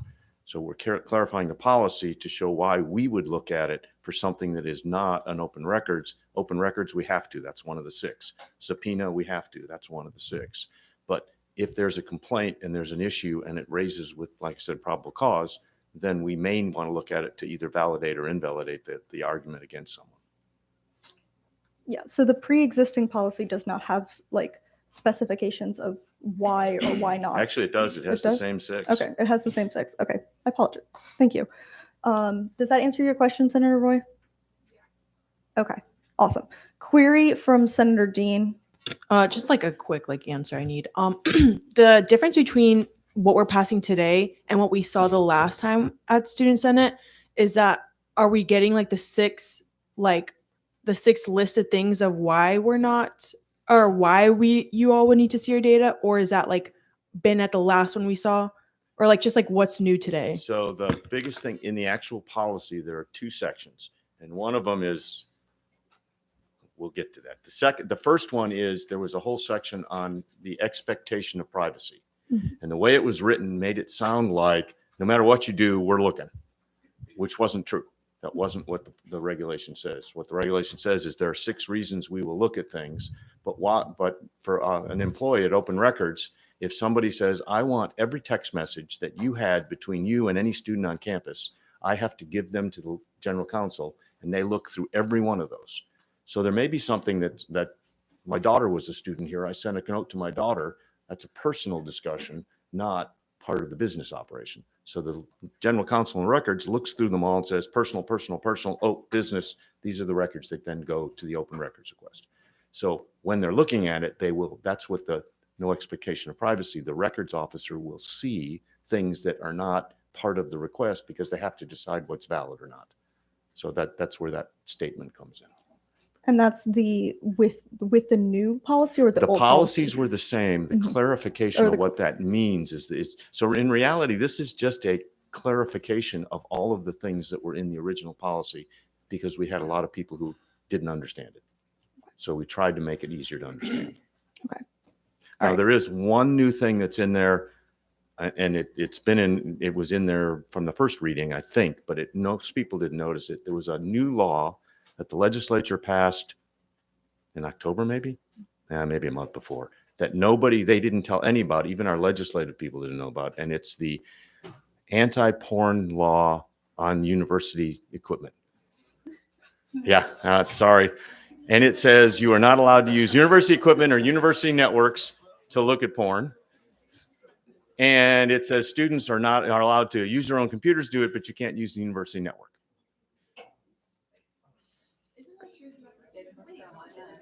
That's the law that they just passed. Yeah, that's that the they new didn't law tell that us. the state of North Carolina passed. So we had to put it somewhere. We had to put it somewhere in a policy to let people know that we will enforce that law. Pardon me? There are no penalties. There are no policies. Essentially, if for an employee, if we had to repair a computer and it was noticed that there was pornography, and in our case, child pornography is the only one that's illegal, then we would report that. So we're trying to be minimal. Okay. So, and that's the new, is that the second, was that the That's second, the second edition? Okay. actual edition that's in there. Okay. So that is the new, all right. Awesome. Okay, Senator Aleem. I know that Senator Ibrahim, you had a question, but like I'm trying to get new questions and that type of thing. If that's okay. All right, Senator Aleem. Okay, sorry if you like mentioned something around this, but can we clarify? So this is like if you are a undergrad student and you are a student worker, is that still You are a charge student you? worker if you're employed. You are an employee of the university. Yes. But it's only for things that you do related to university business. So if you're a student worker in OIT and you're answering help desk calls and you use your phone to answer how to fix a computer, everybody's going to go, we don't care. That's your job. That's fine. Nothing in there. If you used your computer to leak a policy you'd seen that you weren't supposed to and wasn't supposed to be public, then you'd broken the law, and we might want to look at your email to see why you sent out a copy of a policy that you had access to as an OIT employee, but shouldn't have released. So it's only when you break the law or only when you do something wrong as an employee that we go look at it. Okay. But then somebody would have to report you that you broke a law and showed that you sent them the copy of it, and then we would validate that happened. Thank you. So it's only in your work if you're a student worker in your work as what is qualified as university business. Does that answer your question? Okay. Proxy Smith. Hey, I just had a quick question when it pertains to like like when you're going through a system, let's say you're going through emails, just like understanding, again, just a question of curiosity. When you're trying to define something as business versus personal, is there like a system that just identifies that, or like specific documents or words or individuals, or like how does that work exactly? So typically, if we get an open records request or a subpoena, the lawyers go through and argue about what is acceptable to ask for. They will typically ask for individuals if you've communicated with a person, and they would typically give you keywords. So easy example, Poe Hall. They asked for the chancellor's emails, anything that said Poe Hall in it to these 10 people.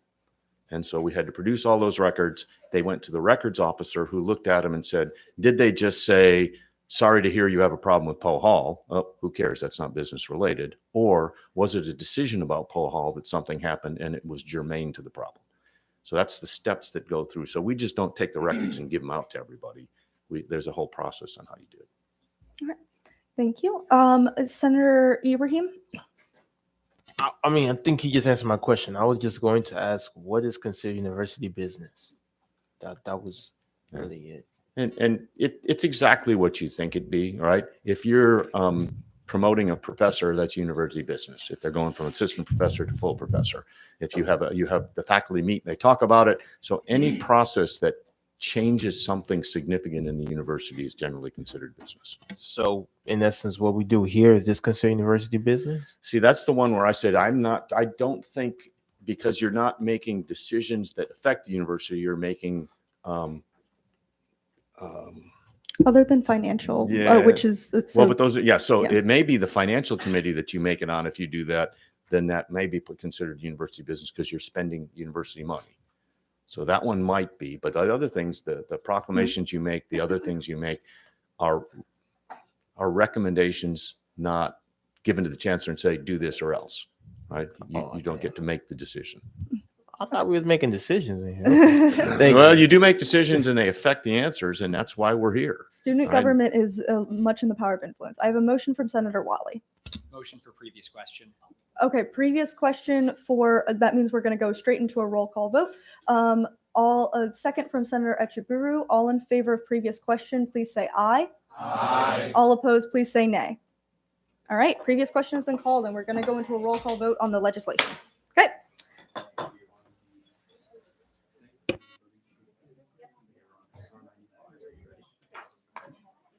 Okay, you guys know the roll call, or you guys know the drill for this. We're going to start with Abdul Aleem, Ahmed, Aleem, Al-Shamari, Apperson, Baker, Barker, Barrett, Biggs, Boaj, Kars. Yes. I vote yes. Chiganti, Cook, DeVay.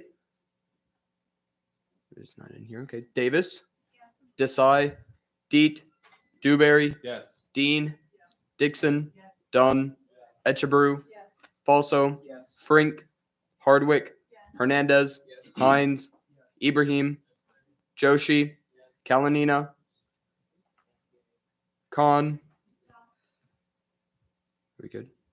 Okay, we're at Khan said yes. Kalu, Ledford, Lennon, Lewis, Lundergan, Mangastab, Nandula, Perez, Perry, Piriani, Pittman, Price, Rao, Robertson, Robinson, Rolfe, Roman, Roth, Roy, Shonik, Seitz, Shahid, Smith, Spencer, Taylor, Yes. Urchuk, Watts, Webb, Webster, Wedsparger, Lance Williams, Rayshawn Williams, Zolakan, Yasa, Joe, Van Fletteren, and Santoyani. Yes.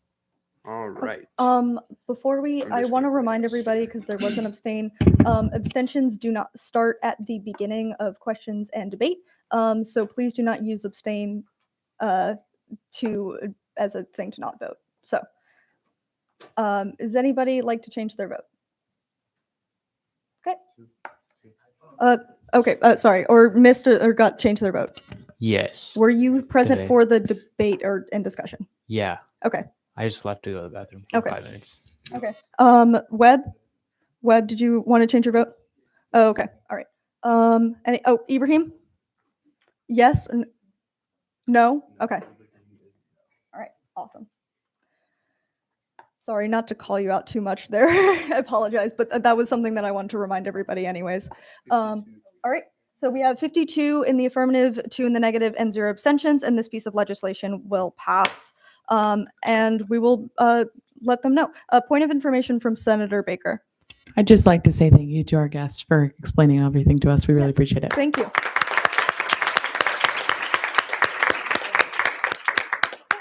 Thank you. All right, so now we're going to move into R47. So Legislative Secretary, will you please read the long title? A resolution to be entitled an act to establish free academic printing for all students and streamline the printing submission and retrieval process across campus to enhance accessibility and convenience. Awesome. This piece of legislation was sponsored by numerous senators, but the corresponding sponsor is Senator Paul Lewis. And I'll recognize you for 5 minutes for a sponsor report. Yes. Yes. That was this was by Senator Dr. Baker with the consideration of of Mr. Hoyt that is here. So, yes. Okay. All right. You have 5 minutes. All right. Good afternoon, everybody. First big bill on the floor, so it's exciting. Thank you to Dr. Hoyt for coming out here tonight for numerous bills. One of these, R47 is included. So this bill seeks to make the academic printing free for all students by removing the per-page fee that creates financial strain, especially for students who have a print-heavy major that mainly is focusing on maybe like design, architecture, and we're looking to simplify access. We're asking for students to simply just submit their PDF to a central email address. They then could walk to any printer on campus and just swipe their card and it'd come out. And they don't have to pay any little fee or load their card with money or anything like that. So we're aiming to make it, like I said, easier for students, but also easier on financial burden. I'm just going to keep it short tonight, but I'm sure there'll be a lot of questions. Thank you. Awesome. This piece of legislation was referred to the Committee on Student Affairs. I do not believe that Chair or Vice Chair is here, but I'm going to recognize the Secretary. So, Legislative Secretary Watts, would you like to give a committee report? I was not there. Okay. So Awesome. There is a committee report that is linked. So I'm going to give everybody a second to look at this. I'm also going to look at the student affairs. Is there anybody that can provide a non-debate committee report that would like to? Okay, Senator Urchuk. I'm gonna try my best, guys. Basically, tell us more Um, about what was the debate and discussion and that type of thing in a committee. Yeah, there was a lot of debate, especially from like the students in design, about like inclusivity for different ranges of prices that are needed for printing, because like different majors require different levels of like financial assistance in that regard. Some people print nothing and some people print hundreds of pieces of paper a semester. So kind of that, and then also more of like debate, because originally the piece was mostly just about like cost, and then like there was debate and incorporation on like streamlining the process, because Wolf print can be kind of confusing. And just like shout out to Paul, he worked really hard on this, and we went over it like for multiple weeks. It was a lot of hard work put into this. Can you elaborate a little bit more on what changes might have been made in committee?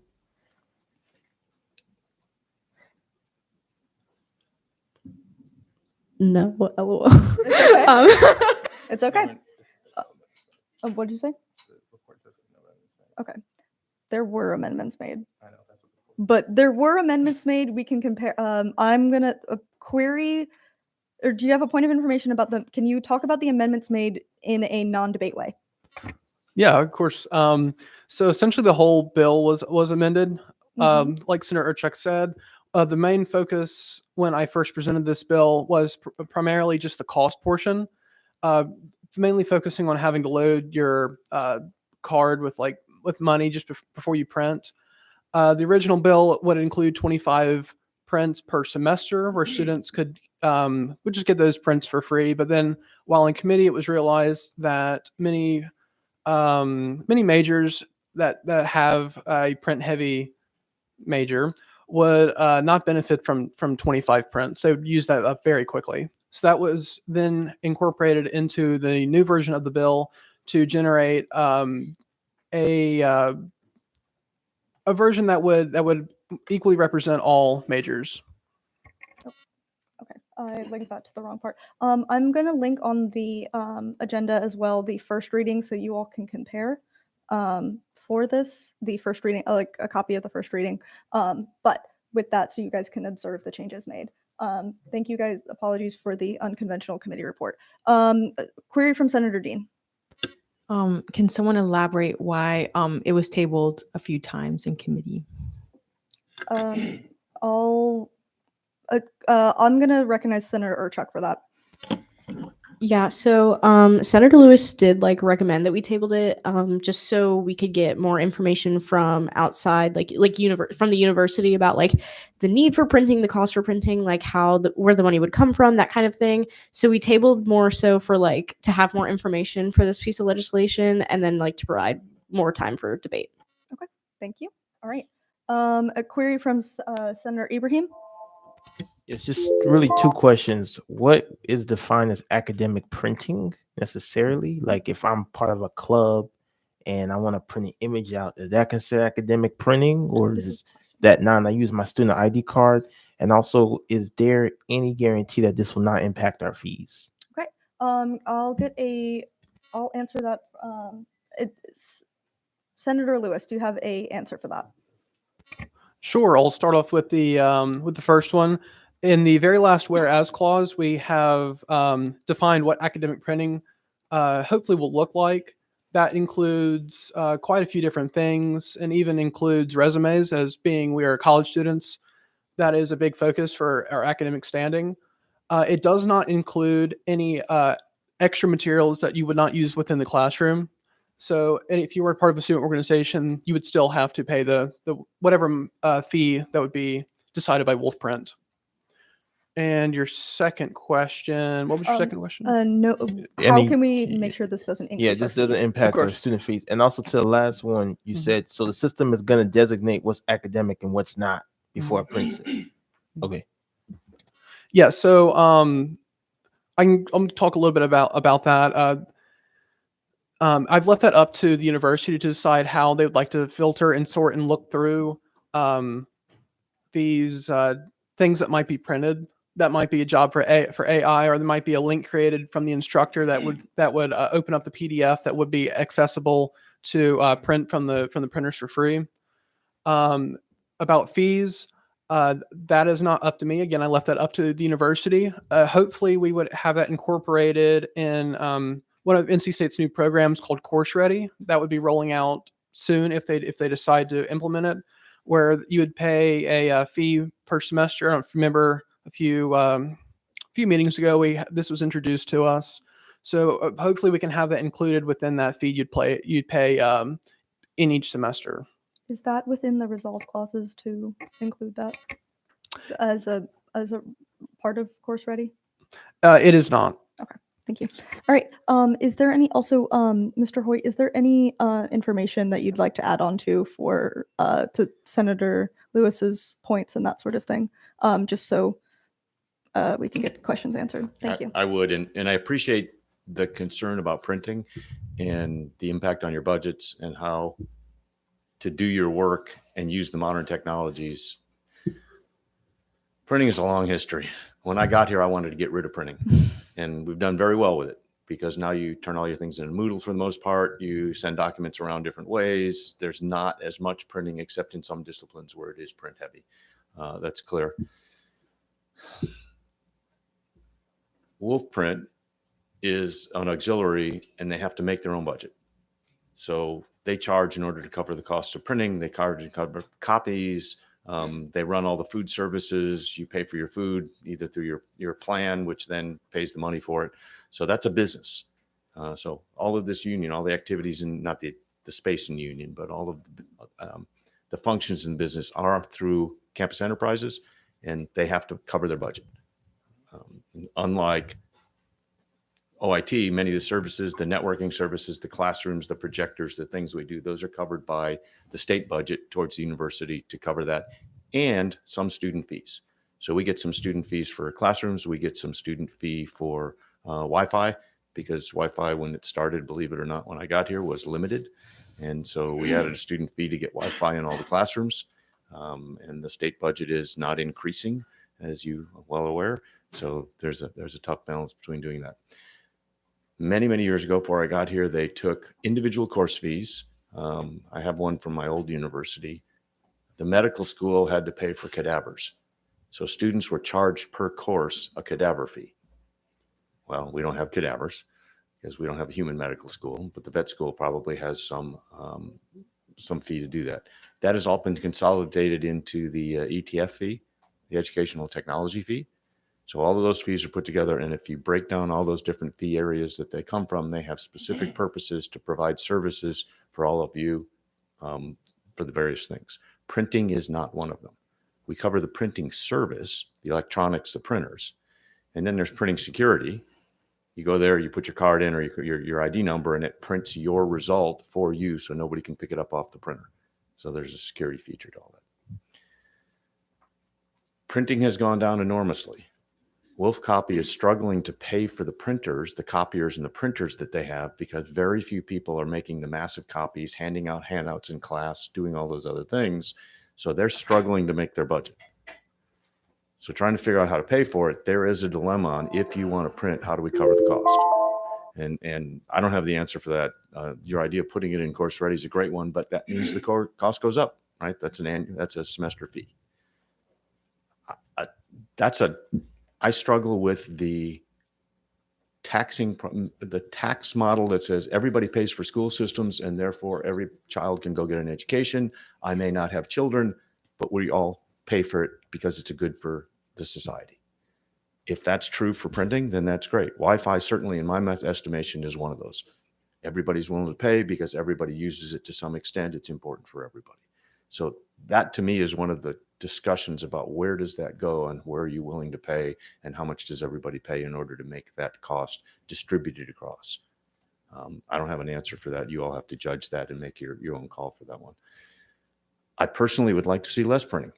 And then the majors that have that printing, maybe there's a way that they can cover that in a specific course fee for them or some way. But I don't, you asked about our fees going up. The cost of education goes up, the technology cost goes up, the money from the legislature does not go up, and our tuition has not gone up in 8 years. 9 years. 9 years. Tomorrow. But who's counting? Next year's 10. Next year 10. Yeah. And so it puts us in a bind, and we got to figure out how to do it, and we want to do the best education we can. So I don't have a great answer. I encourage that if it's a problem, the process, the things that make it easier to use, we're all here to do that, and we try and help that. As for how the funding does, I know my budget is, I'm in the red because software costs have gone up. So. Awesome. I'm also going to make there can be also amendments that can be made to make as recommend, again, this is a resolution, so a recommendation. If you want to make recommendations on how the costs can be covered or implemented and that type of thing. Okay. A query from, I have a motion. Is that a motion? Is that a motion, Watley? Okay, sorry. All right, I have a motion from Senator Baker. I have a motion to extend the period by 10 minutes. But a period of questions by 10 minutes has been made. Is there a second? A second from Senator Falso. All in favor of extending the period of questions by 10 minutes, please say aye. Aye. All opposed, please say nay. Nay. All right, nays have it, and the period of questions ends. We're gonna then, if there's no other motions, we're gonna move into a period of debate. You can ask questions during debate as well, but we're gonna start. We started with pro debate last time, and we're gonna start with con debate. And I have a query from Senator Roy. Okay, I have a question. So, is there any way this can be an opt-in sort of thing? Because I know as an animal science major, I have never once printed anything here at State, and I would hate to see my tuition and my fees go up because of a thing that I'm not using. So, is there any way this can be an opt-in? I'm gonna say there's no talking about like the implementation. There are like in terms of fees and the financial part in the bill. So I guess if you'd like to make amendments or make suggestions additionally. Okay. Query from Proxy Smith. We were talking about the idea of academic versus not academic printing and having like a particular system for that. What would happen if things are misattributed as non-academic and then people are charged for that? And then it kind of gets convoluted in terms of, I'm not supposed to be paying for this, but I'm paying for it because the system's, for whatever reason, I'm not as familiar with the system you have in mind if there is one. So I just didn't know if you had any insight on that. If I can answer one, I'm going to get you off the hook on that one. There is no feasible way to implement reading a document and deciding what context it has to do that. We've been struggling with that forever. AI may solve that problem in the future, but we have that problem with records retention. Some records have to stay for 10 years, some have to stay for 2 years, some have to stay for 1 year. It's up to the individual. So that's not feasible at the current time. Okay, thank you. Okay, a query from Senator Lennon. So just a clarification question. This is not implementing this legislation is not trying to implement a policy. It's more giving a recommendation to the university of So- what we would like to see. Yes. Okay. That's all that's all recommendations are or resolutions are merely, they can be as vague or as specific as you need to. It's being like, hey, this is what we'd like to see. So, a question from Secretary Carter. Thank you. Sorry, I didn't see. So this is kind of a two-part question. My first question is, we said that it was tabled a couple of times to gather some data, but I don't see any numbers in any of these clauses anywhere. So my question is, what is the data behind this resolution? And then the second part of my question is, well, I guess we kind of already established it's not feasible to make a distinguishment between academic and non-academic printing, but yeah, so just stick with the first part of that question, please. Yeah, I can actually talk to both points. The second one would be a little bit quicker. It'd be a little more feasible with one of my other ideas of having a link that students would be able to click on, provided by the instructor, and that would validate the print through the print service. That might be something that Dr. Hoyt could talk about a little bit more. So a few numbers that I got, excluding that any discounts that the university may receive. If we look at price of a single piece of paper, and the exact toner that the average printer uses here at NC State, we see that it comes out for a single side print for a total of 1.3 cents per page, and for a double-sided print, 1.8 cent per page. So that was some data that I did receive, but again, that excludes many other factors. Like I said, any discounts for bulk ordering, or any maintenance that goes into it, or any other small thing or major thing that may be included. Thank you. Okay. That was a query. If we have no queries, I'm going to recognize a query from Senator Roy. Okay, something else. When thinking about this, will this be kind of like a dining dollar situation where like you see our prints roll over into the next semester if we don't use all of them? Again, I think that's something that I'll let I can give you Sen- the current policy. The current policy, it is a dining down. Well, it rolls over. It's on your card. It's the all It stays campus with you for dollars the whole currently. time you're here with your card, and you go and use it. And it's the complexity that you're all talking about, why we have the current system. Mhm. Doesn't mean we can't improve it, but that's how we got to where we're at now. So the current system for Wolf Print is all campus dollars, from what I'm aware. So I have a motion from Senator Watley. A second motion for previous question from Senator Watley. Second from Senator Dean. This is going to go straight into a roll call vote about the because we're in debate. All in favor of previous question, please say aye. Aye. All opposed, please say nay. Nay. Okay, I'm going to say that nays have it, and that we're going to continue in debate. So with that, I'm going to have we're going to recognize debate Senator Ibrahim. Yeah, I do understand like the intention is well to like make things free printing, but I printed all of these out today, and I print this out very frequently, being I'm a history major, and so for me to possibly have the fees to go up is not making me feel encouraging. But what I will say is that I also print this out with my own department, which is free. So I will look. I mean, I'll probably make a recommendation, like a amendment recommendation. I'll see if I can, but I do think there could be more stress put on departments to fund printing themselves. But the possibility of my fees going up for printing, when the gentleman here already explained that they're already having problems paying for that, and there's a budgetary response, I don't think it's wise for me to make this recommendation. Thank you. All right, thank you. That was debate. Do I see debate? I see debate from Senator Apperson. I hope I'm like. First of all, I want to say you do make an excellent point, so I do agree with that there. But there's no guarantee that like every department will fund these like free printing opportunities. And like you made the point earlier, like not everyone has a child, but we all agreed that it's a good thing to fund education. And I think that printing is something that would be beneficial to a lot of students within many different majors, because like every major at some point has to take a math class. And if you're like me, you prefer to do math on paper. And I just think having more accessible printing is a good thing to have and stuff. Awesome. Thank you. All right, that was debate. I have a query from Senator Williams and then Proxy Smith. All right, so this is just a real quick question about like the whole link situation. Either Dr. Hoyt or the senator who wrote the bill could answer this question. If the link system were implemented, could the instructor create a link because they're like, oh, I want this to be printed, and then that said link is created, then IT implements a system where said link verifies that, okay, I'm the professor, I want this specific thing printed.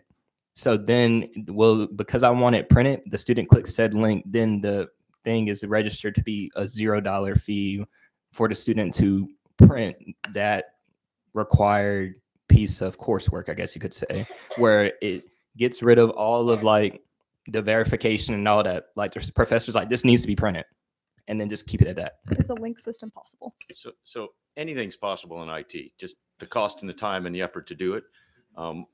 We use the paper cut system. I'm not sure how flexible it is and what we'd have to do to make it work in something like that. I have to tell you, I have a philosophical problem with using paper to print for unnecessarily. And as soon as you make something free and make it easier, it tends to go, the use tends to go up. And one of the ways to disincentivize it is to have a charge for it. So as a sustainability option, And as for, saving the planet a little bit, which I think we screwed up, my generation did badly enough, I'd like to help make it better. So anything we can do to do that. So, but we can, anything can happen. The question is it worth the cost?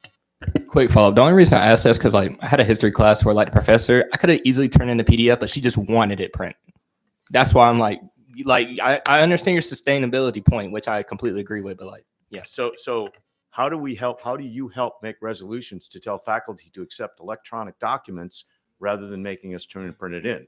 Let's help change the system rather than doing that. All right. Thank you. Okay. I have a query from Proxy Smith. Oh, wait, we have who's the point of information? A point of information from It's Senator Lewis. Maybe more so a question, but am I allowed to ask a question to the body? Is it bridging on debate? No. What is your what's your question? I would simply like to ask. It seems most people are more concerned with making it. Their problem is making it free. Would we rather focus on turning this bill into just improving the efficiency of the system and how we submit our documents to print? There also, if it needs a lot of work, I can make a recommendation. I have a motion from Senator Dean. I move to send it back to Student Affairs for more review. Okay, a motion has been made to send this piece of legislation back to committee. Is there a second? Second from Senator Whatley.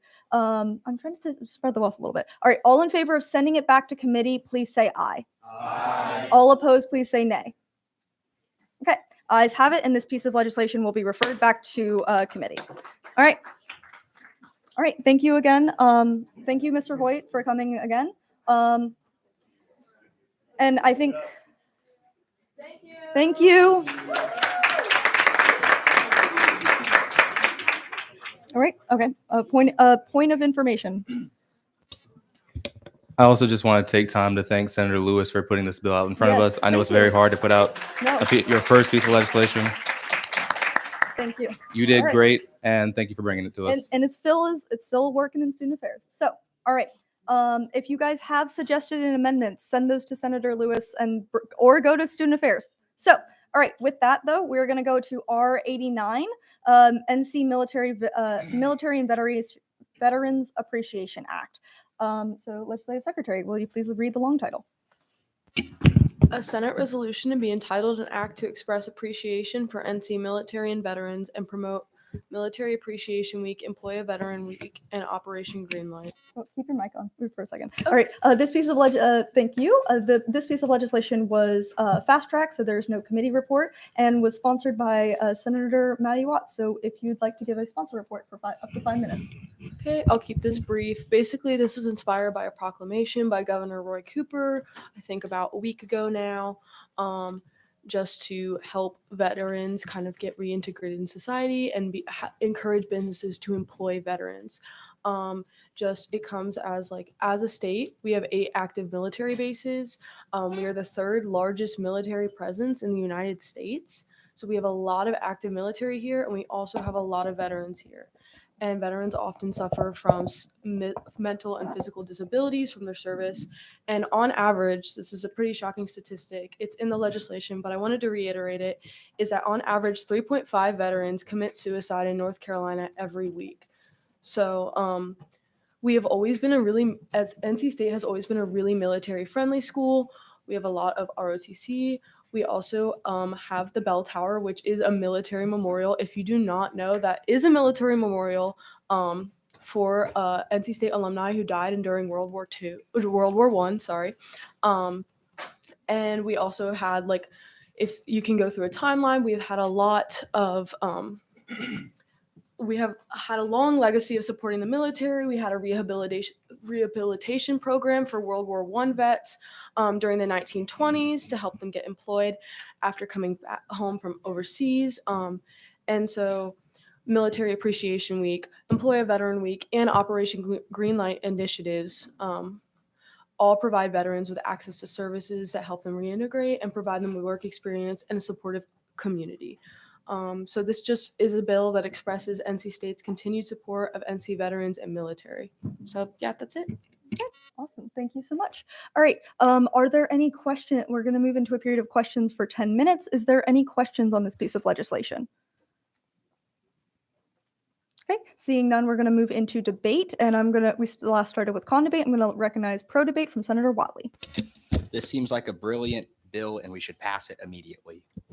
Okay, thank you. That was pro debate. Is there any con debate? Seeing no con debate, Senator Dean.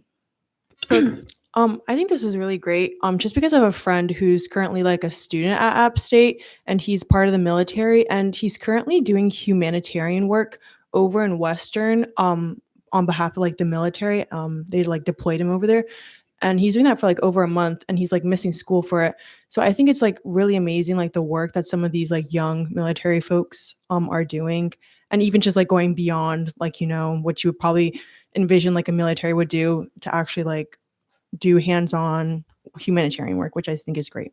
Okay, thank you. That was pro debate. Is there any con debate? Seeing no con debate, I'm going to recognize Senator Williams for pro debate.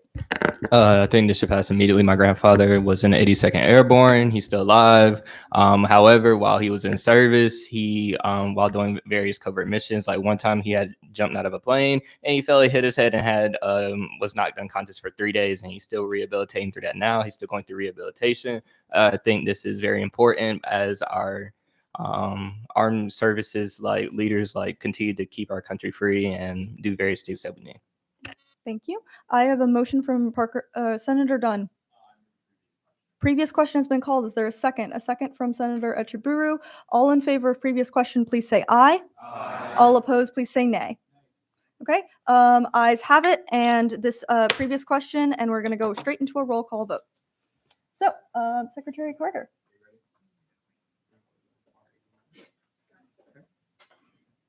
Alrighty, you guys know the drill, starting with Abdul Aleem, Ahmed, Aleem, Al-Shamari, Apperson, Baker, Barker, Barrett, Biggs, Boaj, Kars. I vote yes. Did Boaj say yes? Okay, Boaj did say yes.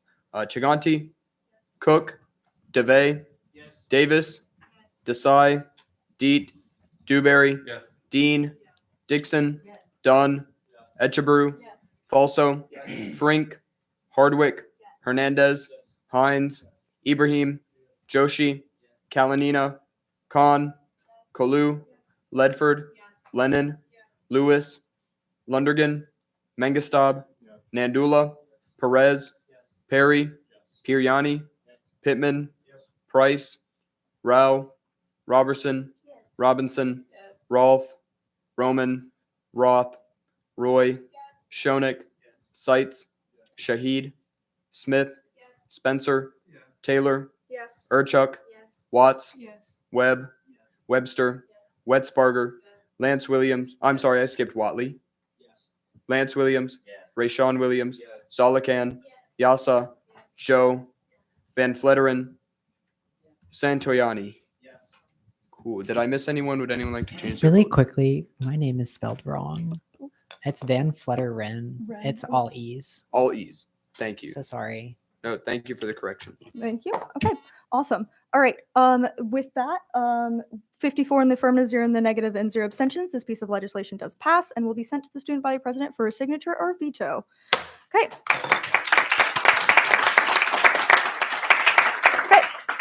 Now we are going to move into SR 90, Jazar Fields Recognition and Appreciation Act. Legislative Secretary, will you please read the long title? A Senate resolution to be entitled an act to recognize and commend Jazar Fields for his outstanding contributions to student government and the NC State student body.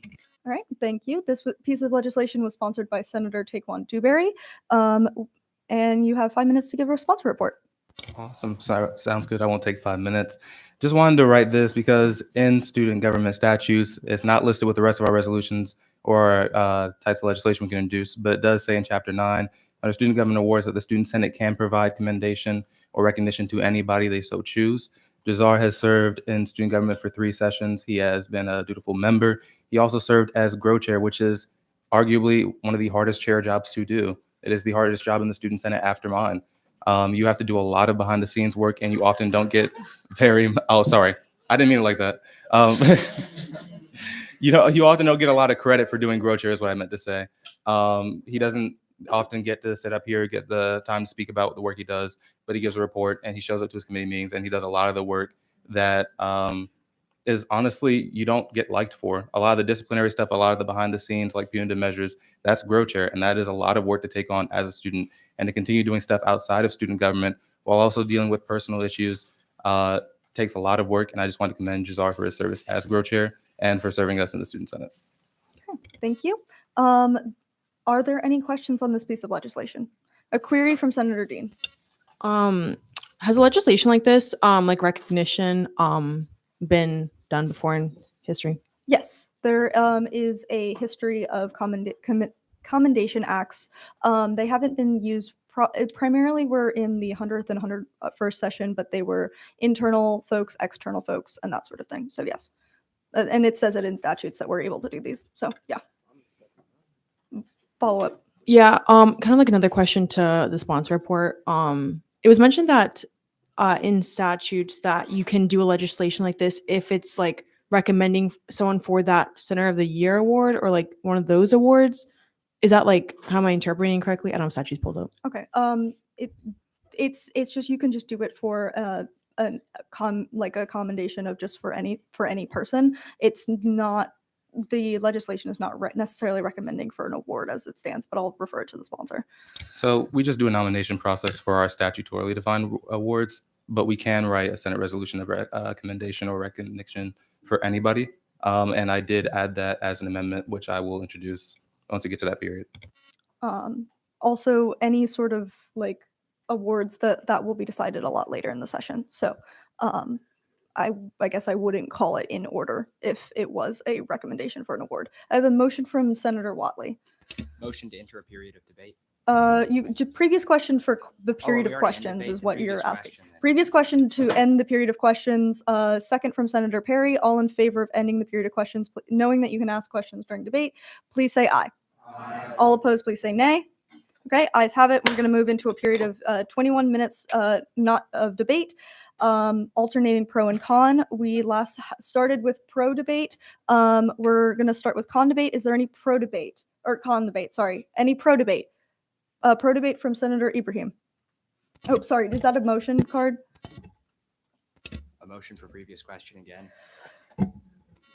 Okay, previous question has been called. Can I just say my piece? Sorry, motions take Dang. precedent over debate. That's what I said, my piece. Motions take precedence over debate. I apologize. Previous question has been called. Is there a second? A second from Senator Perry. All in favor of previous question, please say aye. All opposed, please say nay. Nays have it, and we're going to continue with debate. All right. Okay. All right. Senator Ibrahim, you may continue speaking. I just want to say Jazar is a great young man, really hardworking, did a lot with the Department of Education, was one of the students at TA, is very active in class, great guy. So he deserves this, everybody. Just saying. Thank you. Okay, thank you. That was pro debate. Is there any con debate? I have con debate from Senator Dean. Okay, guys, hear me out till the end. Well, I think Senator Jazar or Senator Emeritus Jazar is like such a great senator, person, and chair. I don't know. Maybe I'm just having an issue with like the way this like statute is run to allow this, but I don't think it does like a service to all the other senators that resign who aren't getting the same like legislation for appreciation. I just think to, I guess, not necessarily pick like in a bad way, but like, I guess, yeah, recognize like a senator without recognizing like all the senators that resign. I don't think that's really fair, or like it's very nice of us, but I definitely think that Jazar deserves a great spotlight. I just don't think it should be in this way. Thank you. All right, that was con debate. I have a point of information. Just to address certain concerns about spotlighting certain senators, certain not. Is this a point of information or is this pro debate? It's a point of information. Is this a point of information or pro debate? This is point of information. Point of information. It was written because he served at a time as a chair, and we haven't had chairs resign like this in the last couple of sessions in the middle of their time. Okay, thank you. That was a point of information. I have a query from Senator Williams. So this is just to clarify that This legislation is purely because of what Jazar has done and nothing to do with resignation. Like purely just actions and what has been done, not resignation. Is can you is So like this bill, had Jazar not resigned, would have been done at a later date.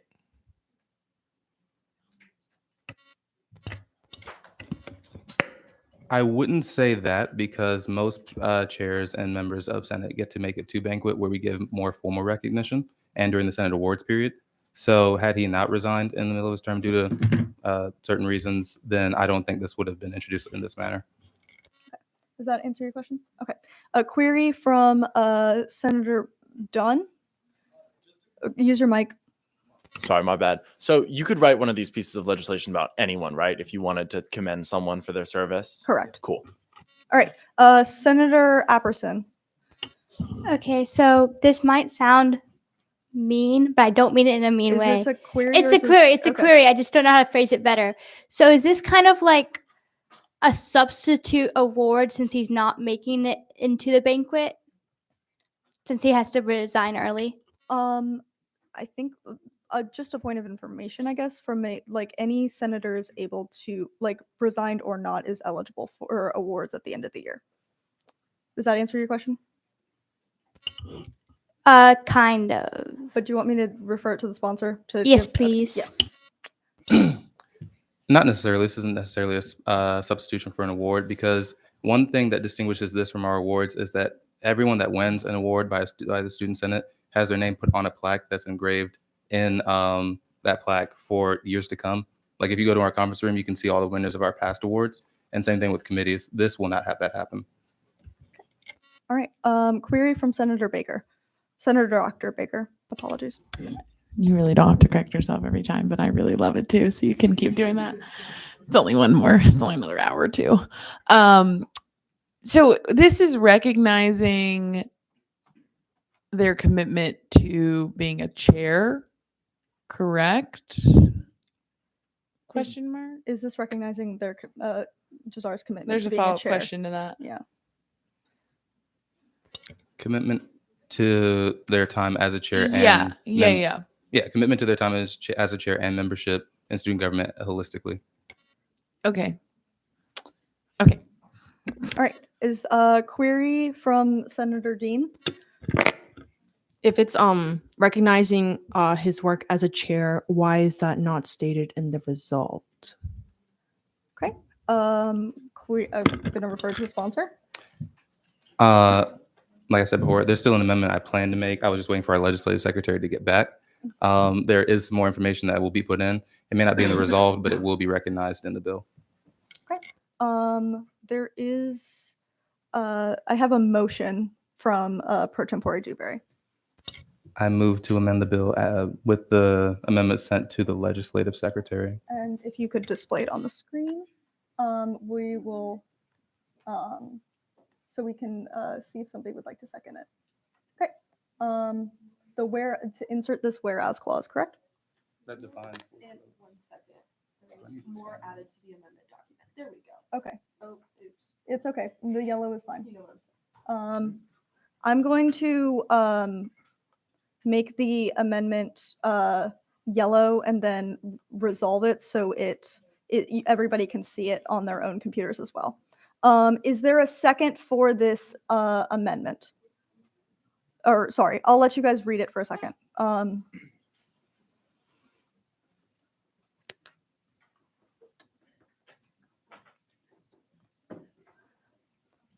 Let's resolve the amendment.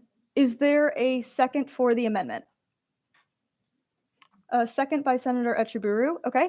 Now we're going to go into the debate of the amendment. Is there any questions or debate on the amendment itself? Okay, seeing none, we're going to end the period of debate. And all in favor of the amendment, please say aye. Aye. All opposed, please say nay. Okay, amendment is so made and it is now part of the legislation. Okay, awesome. Now we're back into the debate of the whole piece of legislation. I have a motion. Is that a motion, Senator Perry? No. Okay. Then I have a query from Senator Mengestab. This may need to be phrased better. I am aware that Senator Fields will survive this transition, but are we allowed to recognize him post-mortem, for lack of a better term? Are we allowed to recognize him after he's gone, and not necessarily possibly I making mean, we're amendments allowed today? to recognize anybody For lack of a that better it says fit, including Senator Emeritus, which I guess is Senator Emeritus might be the phrase that you're looking Thank you for the correction. Okay, so all right, awesome. Motion from Senator Watley. Can we send it back to committee until it's ready? We'll send it to committee. I can choose to a committee to refer it to if that is. Are you referring to? And well, it was a fast tracked, so okay. It was fast tracked, so I can choose a committee to send it to. Does that answer your question? Was that a query? I'm going to call that as a query. Okay, a query was. Can we send? Okay, all right. That was. We last had pro debate. I'm gonna Is that pro and con?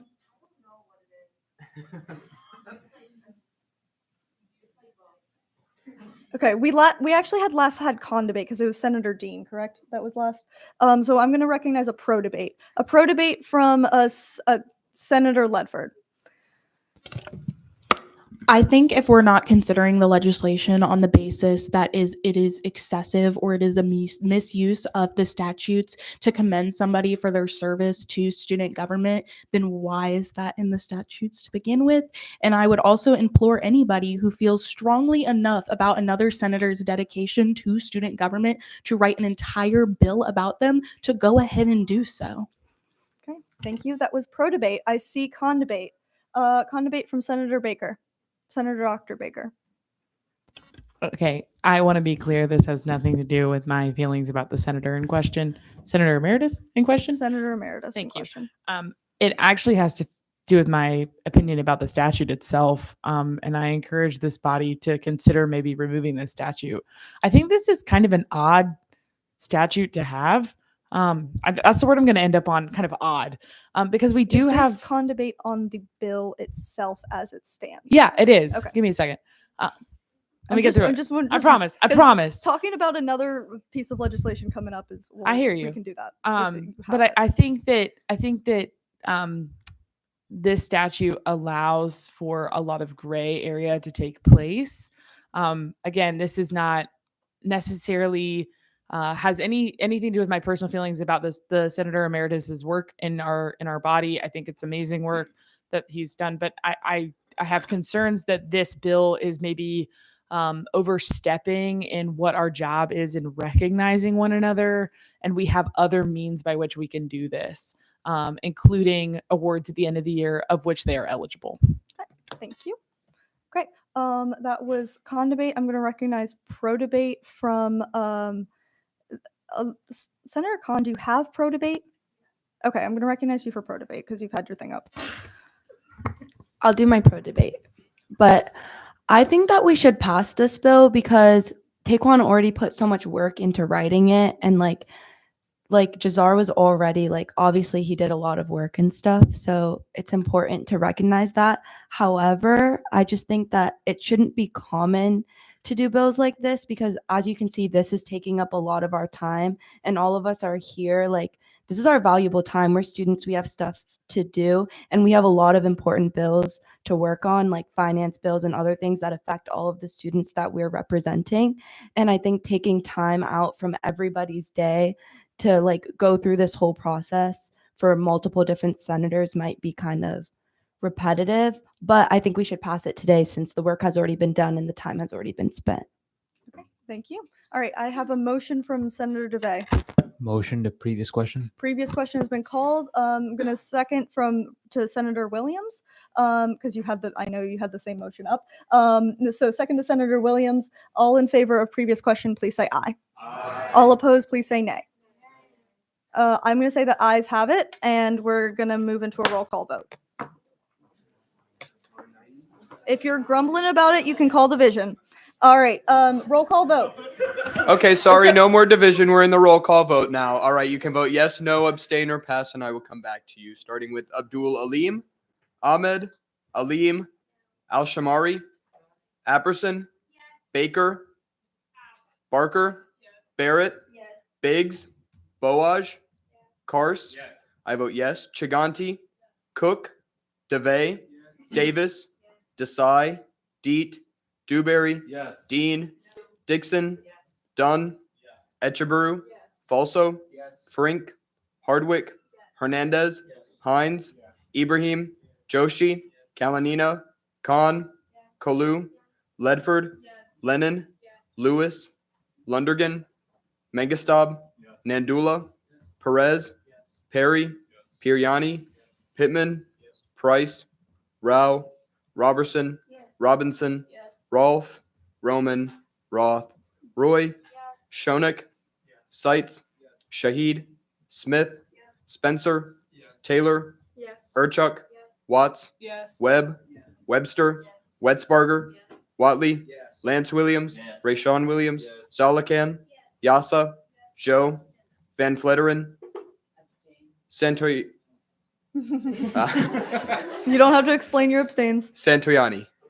And I passed on Baker. I know I passed on you. It was Al-Shamari. Okay, Al-Shamari first. Is that yes? Yes. Okay. Baker. No. Did I miss anyone else? Did anyone else pass, or would anyone like to change their vote? Cool. Okay, with 49 in the affirmative, 3 in the negative, and 2 abstentions, this piece of legislation does pass. And we're going to move on to our next one. So, round of applause. Okay.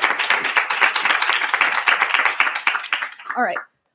Okay, now we're going to move into FB 91, Coordination Acapella Reimbursement Act. And let's read the long title. A finance bill to be entitled an act to allocate student government funds for the purpose of reimbursing coordination a cappella. Okay. Before we get into the rest of this, I'm going to remind everybody of the email that I had sent out yesterday. Does anybody have any questions about the way that we're going to go about this in terms of Senator Dean? Can you just can you just kind of explain it? I was really confused by like just new words. So I think that the biggest thing is that the way that the role of what Senate is doing is that it's oversight on Finance Committee. It is not determining because Finance Committee would not have heard them and put forth a bill if they did not think that there was a need or a for the student organization to receive funds from us, if that makes sense, and that sort of thing, as well as these are all student orgs, registered student orgs that are members of the student body that pay into this, into the funds that funds finance grants. And the thing is that with all of this is that this is sort of Senate's role is to provide the check on the Finance Committee and its procedures and making sure that it is fairly distributing our money and that sort of thing, similar to how we deal with appropriations and that sort of thing. That is the precedent that is setting these new types of they're not necessarily new expectations, but clarifying the expectations of what the role of Senate is. Because I think the thing is that once we bridge onto the why is this organization asking for the money, that's where we can have the discussions that are become inequitable and based in bias, whereas Finance Committee is able to have that training and ability to have that conversation with the organization itself, and determine what is that need, why is that, and then therefore present it as a bill. So, and it's a delegation of that power that we have as Finance Committee. So I have a point of information from Student Body President Margaret as well. Hi all. So within our leadership team, I'm really thankful for the Senate, and I'm really especially thankful for Finance Committee and all the due diligence that you guys do in reviewing our finance bills. I think you guys do a wonderful job, and I think the discussions that we have are really lively, and you guys are really engaged in all of them. The concern that I had was when we are in the process of appropriating funding to these student organizations, we're appropriating student fee funding, not student government so-and-so money. So we are tasked with the responsibility for an equitable process of assessing this organization. And from what we found, within our leadership team, we kind of determined that there needed a way to standardize this procedure so that all organizations were being considered in the same manner with the same amount of representation and information so that we are able to uphold this responsibility appropriately. So we're in the process of kind of figuring out finance committees and Senate's role to work together to ensure we have checks and balances as well as an equitable and like standing procedure for this moving forward. So there were a couple points, and you can read within Caroline's email that they sent out and wrote up. And it's also linked on if you click Parker's name. Yeah. And that sort of thing. So we're welcome to all sorts of discussion, but we're just trying to point it just to ensure that checks and balances standpoint, just to help ensure fairness for the student organizations that are asking funding. But this is newer, so we understand if there's conversation behind it. Yeah. Follow-up question from Senator Dean. So under the SSP's context about this change, so would that mean that any like discussion or reasoning for con that's surrounding the need for student organizations to get funding is not germane, and the only way we can just vote con or debate con is if we think the process was unfair in the finance committee?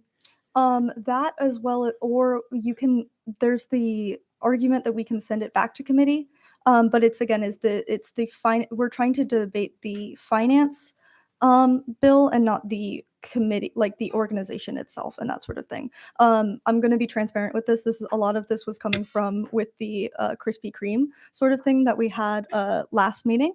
And with the trying to make sure that, and as well as like previous conversations that with like cultural groups that have come in front of our Senate, we're trying to make sure that these conversations are fair, as well as there's been notes about us having like perhaps biases against organizations that might be Greek, but or anything of like we're trying to eliminate the bias against the organization itself and that sort of thing, because once you get into the why of why is the organization, it gets into the purpose of the organization and trying not to bridge on that sort of inequitability and that sort of thing. Whereas finance committee, all of the members of finance committee are required to go through this unconscious bias training. And while senators are not required to go, all senators are not required to go through that. I'm going to be sending that out and making it highly available and highly encourage you to, so we can maybe, but like the thing is that like that's also for better benefit for everybody going forward. Does that make sense for the reasoning behind why these types of things might be more germane? Again, that's why it's like I put in the little table that's at the very bottom of the expectations, like the expectations document, is that we're here to exercise oversight and be the check to finance committee. So if it's like, if we're following our rules, are the expenses within the guidelines that we set out? And if we need more information, to send it back to finance committee. If we need to have that conversation with the more information from the organization, we send it back to finance committee. Does that sound good? Does that make sense for everybody? Where they can find it, because finance committee is going to be that direct link with the organization that's requesting funds. So query from Senator Falso. Oh, hi. I apologize if this question is like really obvious, but in the table you have here, it mentions funding guidelines, and I was just curious if there's like a spot where I can review those, like just for my own personal knowledge, so I can be more informed on what I'm, looking for.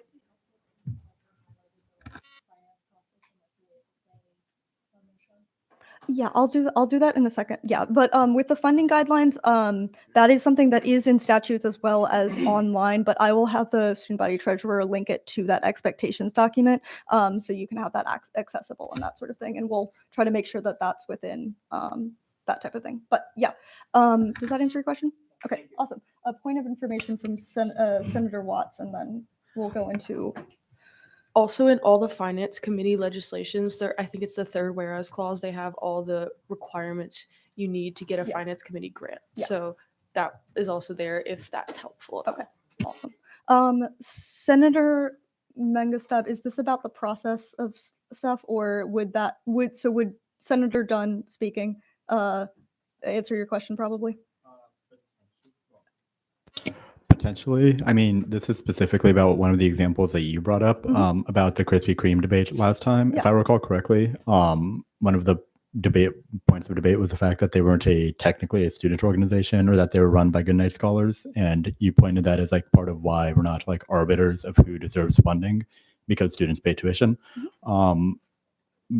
But what would that mean for like that specific debate from last They meeting? they are a registered student organization. They got wouldn't it. have been able to apply for funding otherwise. If Okay, that makes thank sense. you. Yeah, So yeah. But I'm gonna let Senator Dunn or Chair Dunn just give us a rundown of what a organization, like what an organization is asked and that type of thing, or like how does Finance Committee do its deliberations for everybody who doesn't know. Yeah, sorry. Let me just pull up the list of questions we use. But I don't know how many of you guys are participating in appropriations. They're fairly similar to that. We try to ask every single org the same questions. We ask them like just the general. We ask them the who, what, when, where, why. Basically, we ask them like what the organization is, what they do, how many active members they have. We're given a budget by them, and then we try to get an accurate understanding of their like how they collect revenue, what their expenses are like, all that type of stuff. And then we dive further into what they're actually requesting money for. We get specifics on it because a lot of the time it's technical stuff that we, as kind of like more generalists, don't know a ton about. And we get information about where they're hosting the event, the dates on this, so we can find out if we're going to give them a reimbursement up to a certain amount, or if we're going to preemptively fund them. And then once we've asked all those questions, the organizations leave, and then depending on we have a group discussion depending on a multitude of factors, such as the size of the organization and the outreach that they have, their current pre-existing, like how much revenue they're taking in and their bank account balance, and like the general impact this has on the wider world outside of NC State. We take all those things into consideration and try to come up with what the group believes is a fair funding amount. Additionally, is also there's some things of like because we cannot fund all of the requests, there's often questions that are asked of what is the priority of the club in terms of out of the allowable expenses of what they're requesting, what would they like us to fund most, and that type of thing. But query from Senator Dean, and then we're going to move into the actual consideration of this legislation. Quick question.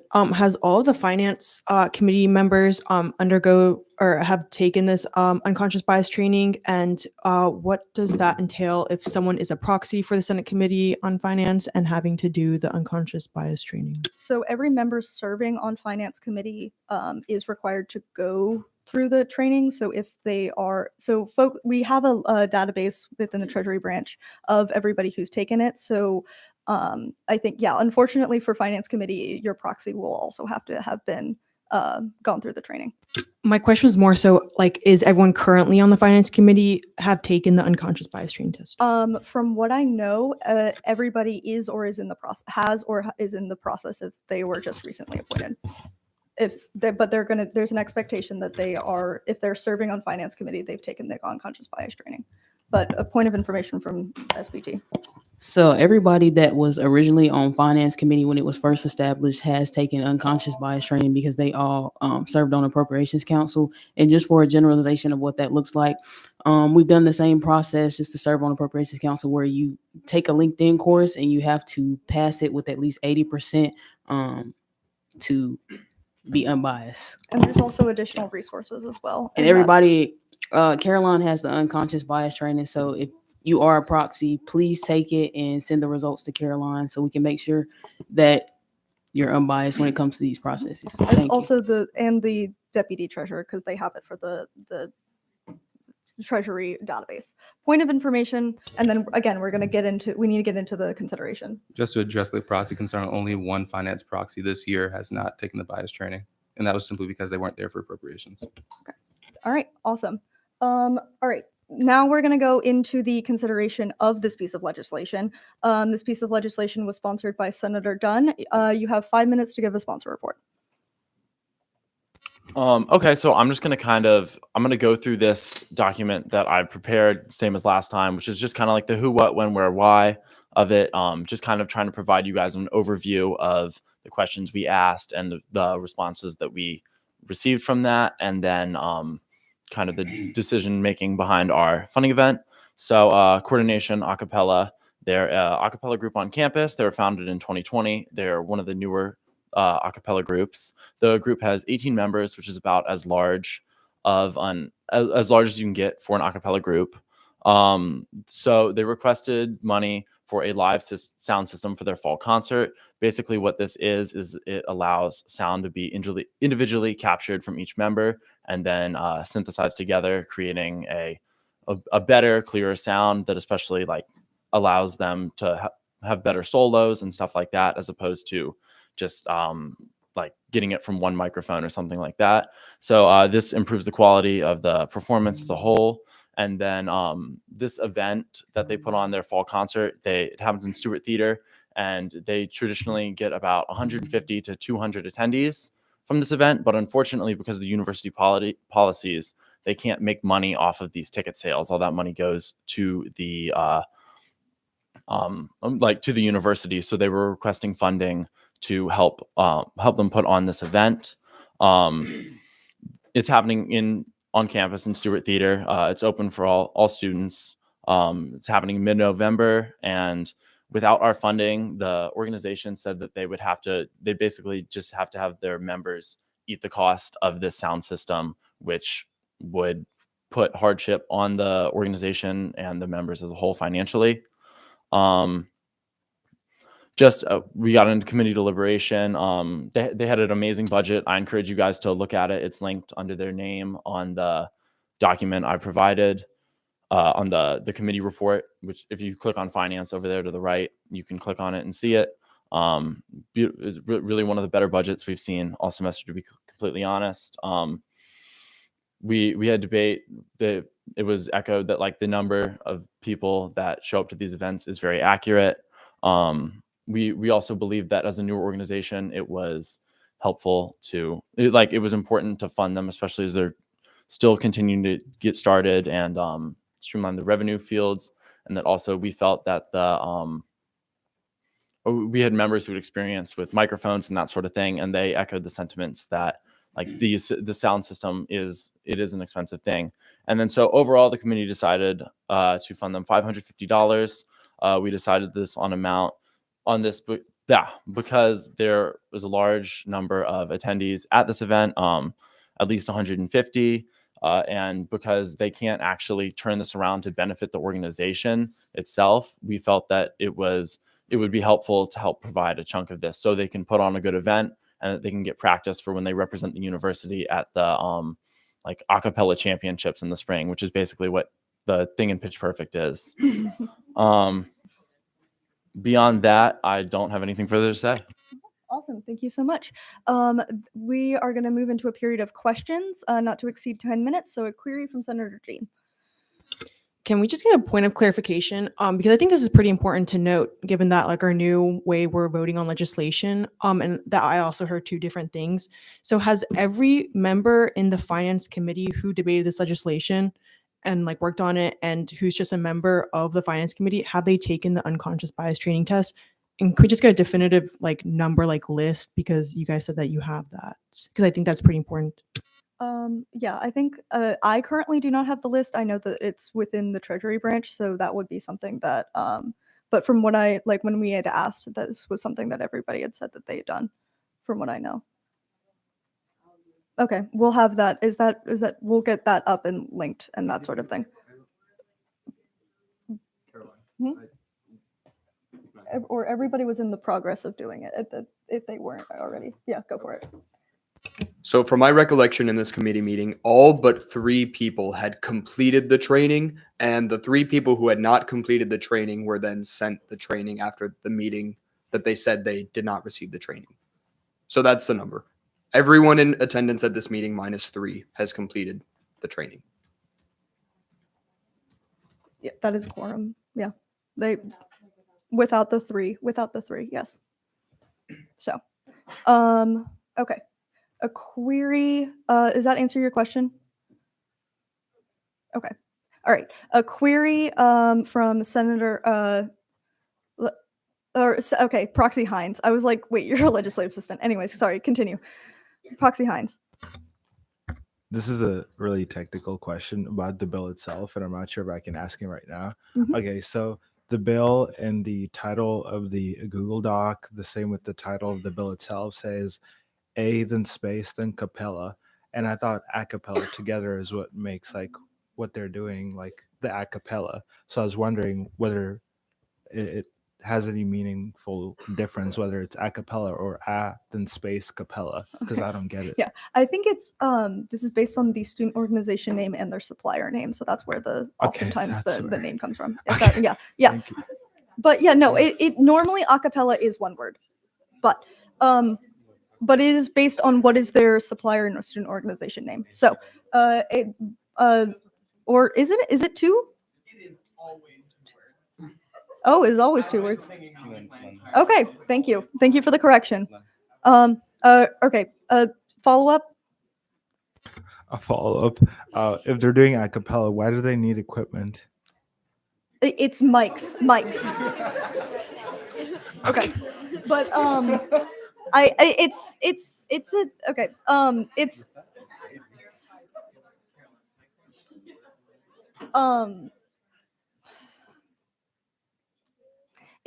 I'm just the need. Okay, I think this is good to bridging on the debate of need and that type of thing. But the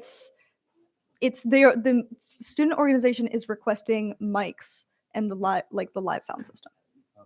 So, point of information from. Do I have point of information from Senator Baker, Senator Dr. Baker? As someone who participated in a cappella for many years, a cappella still requires amplification. Okay, thank you. All right, motion from Senator Perry. End the period of questioning. Okay, previous question on previous question on the period of questions has been called. Second by Senator Echeburu. All in favor of previous question, please say aye. Aye. All opposed, please say nay. Okay, we're going to move into a period of 21 minutes of debate, alternating pro and con. We last started with con debate, I think, and we're going to start with pro debate. Pro debate from Proxy Smith. Or actually, no, sorry, apologies. Query from Senator DeBay. Sorry if I missed it. And correct me if this is part of germane or not. But can you go on a little bit of a breakdown why of the what was it 1359 that was requested, why the committee selected to allot 550? Yeah, can we get a little bit more information on the funding funding number? Yeah, just so basically, we couldn't fund that full amount just because of the amount of money we have. And so we tried to put this more in line with similar events that we funded, such as the Second Chance Prom and the Garba event that we have both previously funded. Okay, thank you. All right, a query from Senator Zolikan. Okay, so I just want clarification that of like this is like actual equipment, right? That they're asking that we're covering, right? Like mics and Is this it's the use of the equipment, correct?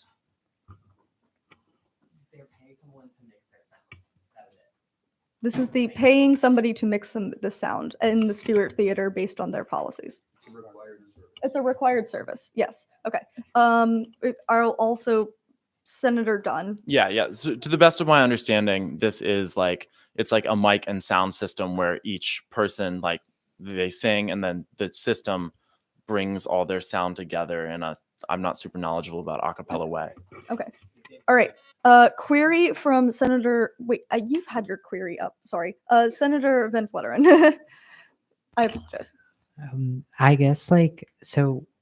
Have you guys like asked them about having their own like fees? Because like I know a lot of, and I looked at their constitution and they don't have anything about having any fees, and they also do have a group me and they already have raised $1,000. So what did they use that funds for? Why don't they make like a fee? Because I mean, Like if a they have due, like a yeah, members if due? they have 18 members, splitting that 550 among 18 of them isn't that bad. So I'm just wondering, like, why do they need this over other people? And what about other groups who are also like music groups? Yeah, so I think that this is also, especially with you being a newer senator, this is a little bit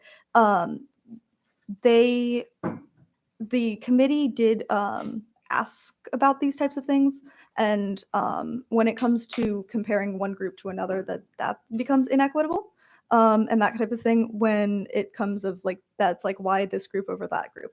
That's gonna be not something that we're gonna talk about. But the thing is that I'm going to refer the answer to Chair Dunn or this to talk about a little bit more about the request and like what that was going, like why maybe not, like about their funding source, other funding sources that they had talked about, if they had talked about that during committee.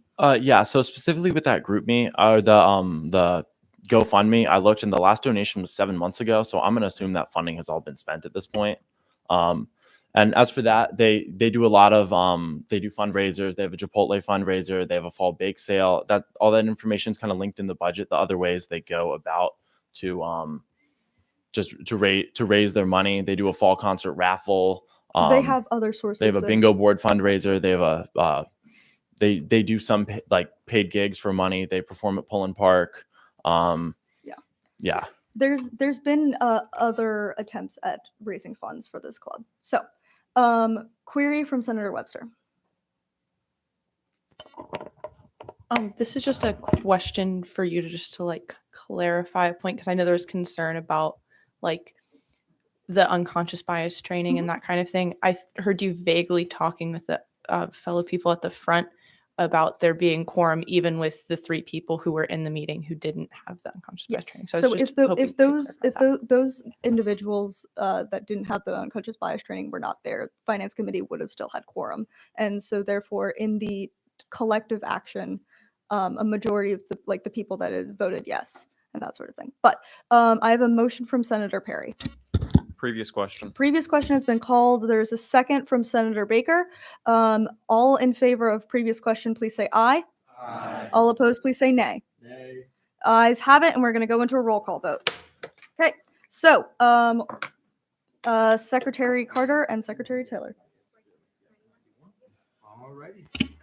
All right, you guys know the drill. Yes, no, pass or abstain. Abdul Aleem, Ahmed, Aleem, Al-Shamari, Apperson, Baker, Barker, Barrett, Biggs, Boaj, Kars.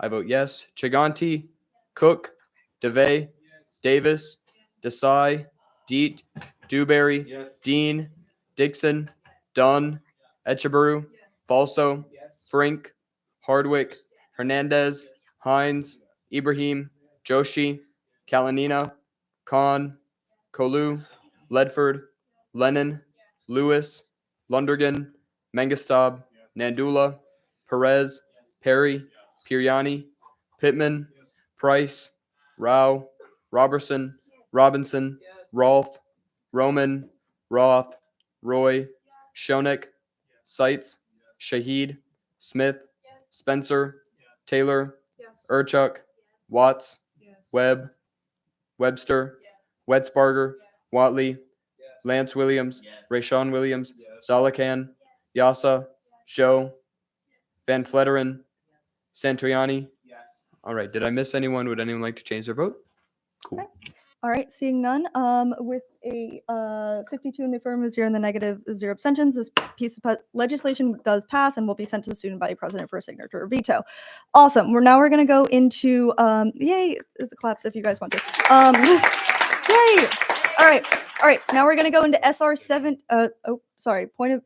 Point of information. I just kind of want to also say I'll personally follow up with those new members of my committee who have not yet undergone the unconscious bias training and make sure that's done before the next meeting. Okay. And if they haven't done it, they'll be forced to sit out. Yep. Same with proxies. If you show up, if you send a proxy, they can come, but if they haven't done it, no talking. Okay, awesome. Thank you so much for that. All right. Okay. Now we're going to move on into SR 70, Senate Membership Referendum Act. A Senate resolution to be entitled an act to call for a referendum to amend the student body constitution during the spring 2025 student body elections to increase the minimum and maximum thresholds for the number of seats in the student senate. Okay, thank you. This piece of legislation was sponsored by Senator Dean. Senator Dean has requested to have a presentation for the sponsor report, and we're gonna go with that. So you have 5 minutes, and whenever you're ready. Okay, hi guys. I'll make this fast. I just wanted to give a presentation because I think it'll be easier to like explain all of the things in a legislation and visually. So basically, this is the resolution. You all heard the long title. So next is the table of contents. So we're just going through definitions. What is this legislation? The purpose, upon passage, steps afterwards, visual timeline, and some considerations. So important definitions. So basically, the first one is like the student body constitution. If you guys don't know, it's a governing document of student government, and so it supersedes the student body statute. So it just is a lay of like all the rules. A referendum. So referendum is a proposed amendment to the student body constitution. There are two steps for a referendum. The first step is a Senate resolution that needs to be passed by 2/3 majority or a petition created by 10% of enfranchised students to put a referendum on the spring election ballot. So I'm going through like the first half of that way, which we need 2/3 majority to pass this and put it on the ballot. And then the second step to it is that 2/3 majority vote by NC State students need to vote in the general body election in favor of this amendment to the student body constitution. The next thing to define is select committee on apportionment. There were some questions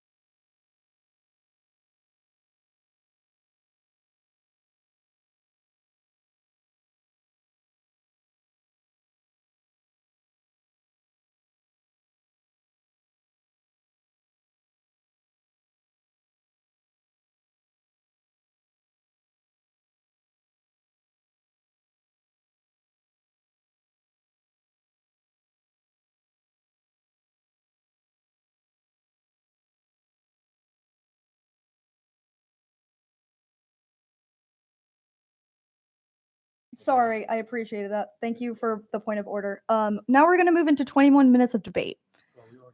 That was debate. We were in debate. We just didn't debate. Okay. Okay, thank you.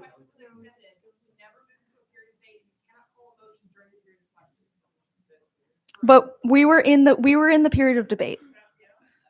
Yeah, we did go into debate. We were in a period of debate. I apologize. Nobody debated. But I mean, Nobody had debated during the period of debate. they can if someone is If somebody from the prevailing side would like to reconsider, they can do that. If somebody somebody who said yes. if somebody who said yes to previous question, if you'd like to reconsider. Okay, motion to reconsider. Okay, motion to reconsider the motion for previous question. Okay. Is there a second? A second from Senator Roy. All in favor of reconsidering it, please say aye. Aye. Okay. All opposed, please say nay. Okay. Nays have it. We're gonna the motion. Okay. Division has been called. So all in favor of reconsidering it, please stand. Parley Pro is reconsider is a majority. Okay. But it is okay. Motion to reconsider. For clarification, if this passes, then we will go back to Considering considering the motion for previous question. Correct. Okay. Yes. So motion to reconsider. If you'd like to reconsider the previous question, please stand. Okay. All right. 1, 2, 3. Okay. Sorry. All right. We're gonna count off. Do it like we normally do. And sit down. Yes. 1, 2, 3, 4, 5, 6, 7, 8, 9, 10, 11, 12, 13, 14, 15, 16, 17, 18, 19, 25. Okay. All right. All of those who do not want to reconsider, please stand. which means you're in favor of still going to. Still going to vote. Okay. All right. Count off. 1, 3, 4, 5, 6,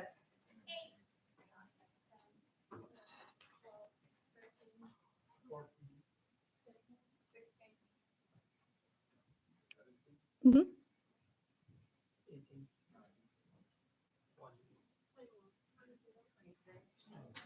Okay. All right. So the motion to reconsider passes. And now we are going to.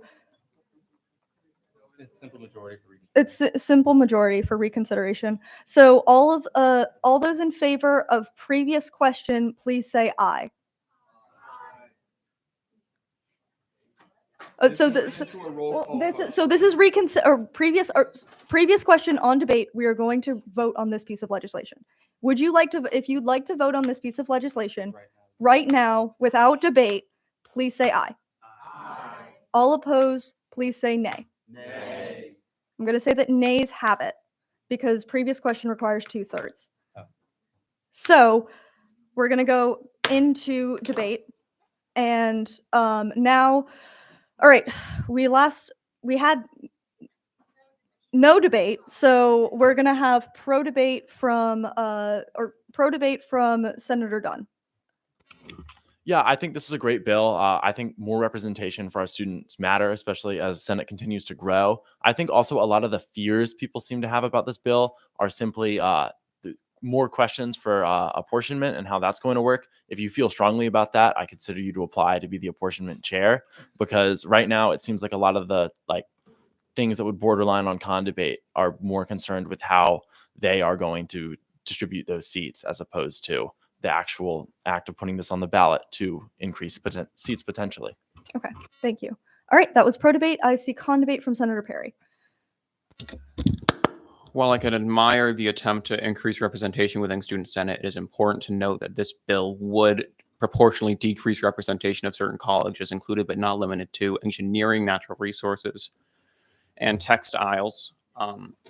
Each of these groups had non-competitive Senate races, which means that upon the passage of this, assuming that this bill would pass in both Senate today and in the voting in the future, that 8 seats would be added, and these seats would be added based on population. However, those seats would only be filled in the circumstance that the seats would only be filled in the circumstance that colleges actually have people who run for them, in which case many of these Senate races do not, such as textiles or CNR, which does not bode well for those places in maintaining representation within Senate.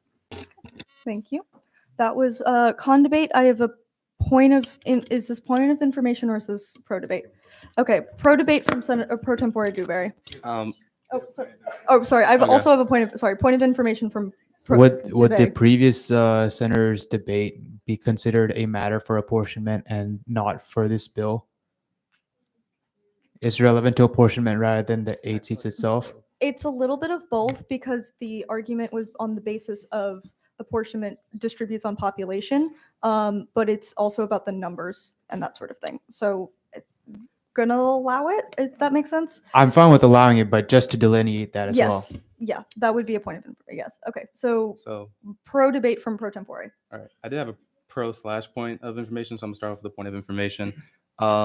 Just to be clear, I respect the comments of all previous senators that spoke, but the delegations that were listed by a previous senator were the ones with less population, which means inherently there are less people to run in those delegations, or less people who might want to run in those delegations, which is why they currently were assigned last time with less numbers. And as far as pro goes, I believe that this bill is going to come up at some point. NC State is expanding, and every year NC State puts up a big sign that says, we've added the biggest class we've ever had. They're not going to stop. They're going to keep doing that.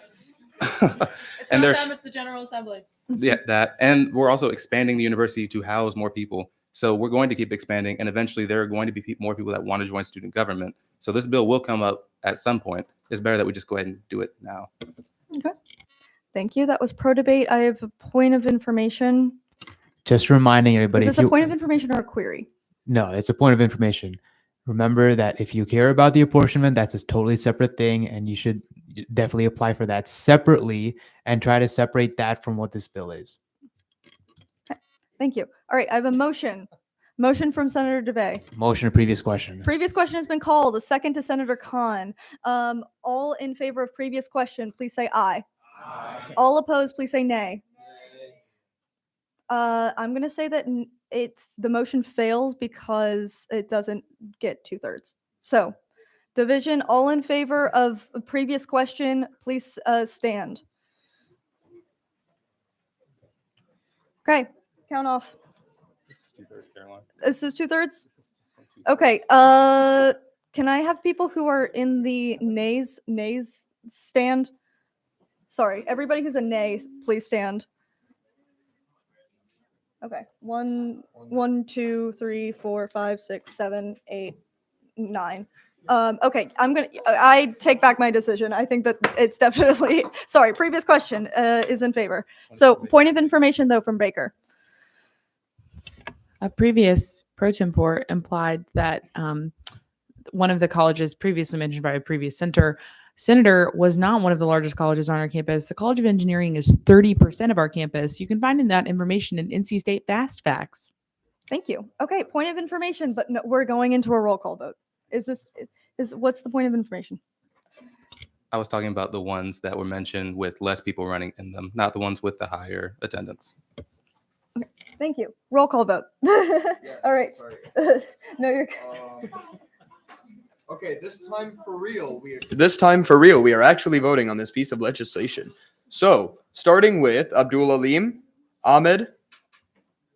Let me figure out where. Can we get all of the people that are not me off this column because I can't tell what's me and it's going to confuse me. Yep. Okay, Abdul Alim, Ahmed, Alim, Al-Shamari, Apperson, Baker, Barker, Barrett, Biggs, Boaj, Kars.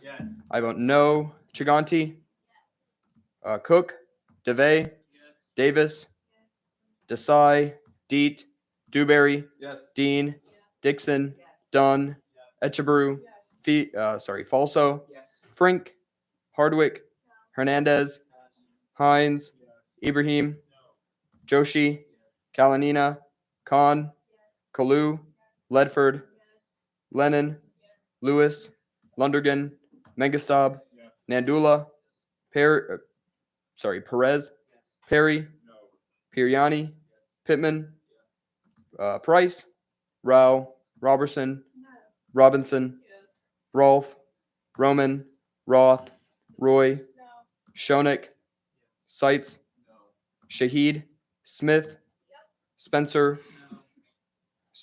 no, Taylor, Urchuk, Watts, Webb, Webster, Wetzbarger, Watley, Lance Williams, Rayshawn Williams, Zolakan, Yasa, Joe, Van Fletteren, Santoyani. Okay, and I passed on Baker. And I passed on someone else. Who else did I pass on? Hernandez, yeah. No. Okay, so 40, 30. Okay, so with 40 in the affirmative, 13 in the negative, and 0 abstentions, this piece of legislation did achieve the 2/3 requirement and will pass. So, all right, and will be sent to the Board of Elections. All right, so now we're going to go into SB 54, Committee Procedure Amendment Act. Okay, so Legislative Secretary. A Senate bill to be entitled an act to amend the standing rules of the Student Senate for the purpose of reducing the volume of Student Senate related emails. Okay, this piece of legislation was sponsored by Senator DeBay. I'm going to give you 5 minutes for sponsor report. All right, dope. So basically, everybody gets a lot of emails from committees, and there's been expressed feelings that, you know, it can be reduced. It definitely can be reduced. It can definitely be made more efficient. Therefore, this would basically say that the Student Senate President pro tempore would send out an email a day prior to the scheduled first meeting of the committee week. So in this case, right now it's rules. So when rules would send theirs out, like whatever, 6:30 p.m. Sunday, the President pro tempore would send it out with all the linked agendas, dates, times, and everything, all the information included. There's a sample email to be sent out on Sundays, SB 54. There, if you go down, there's a document link there. You can click that. That is an example of what it would look like. So you've got Hello Senate information, the committees, dates and times, locations, linked to agendas. Now, the important part is that needs to be remembered is that the agendas are not finalized until one day before the committee's meeting date. So that means although the email will be sent out on Sunday at 6:30 p.m., that would not mean that would the GROW would only have to have a finalized agenda by 7 p.m. on Wednesday night. Okay, so that's important. That gives the committee chairs the time to be able to change their agendas, make it so on and so forth. Any changes will be conveyed by the committee chair with the standard 1-day notice. And then also, what else? Yeah, this doesn't restrict committee chairs from personalizing their information. If they want to write things, or if this is up to the all chairs committee, they can definitely decide like how they want to format this. They don't have to follow the sample email. They can make it fun themselves. But also on top of this, it promotes internal communication. So committee chairs just send out the general information to the entire student senate, but then amongst their committee, they can increase the amount of communication there so that there isn't like so many emails. Because I definitely lost 3 emails this past week because of the vast volume of emails that I get on a daily basis, and it's not fun. So this is a great way to be able to keep track of them. You don't have to see 7 different ones if you're like, oh, I wish I could have gone to that, but I missed it.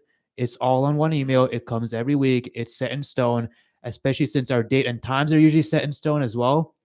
So it shouldn't be like that big of an issue. And yeah. Okay, thank you. That was the sponsor report.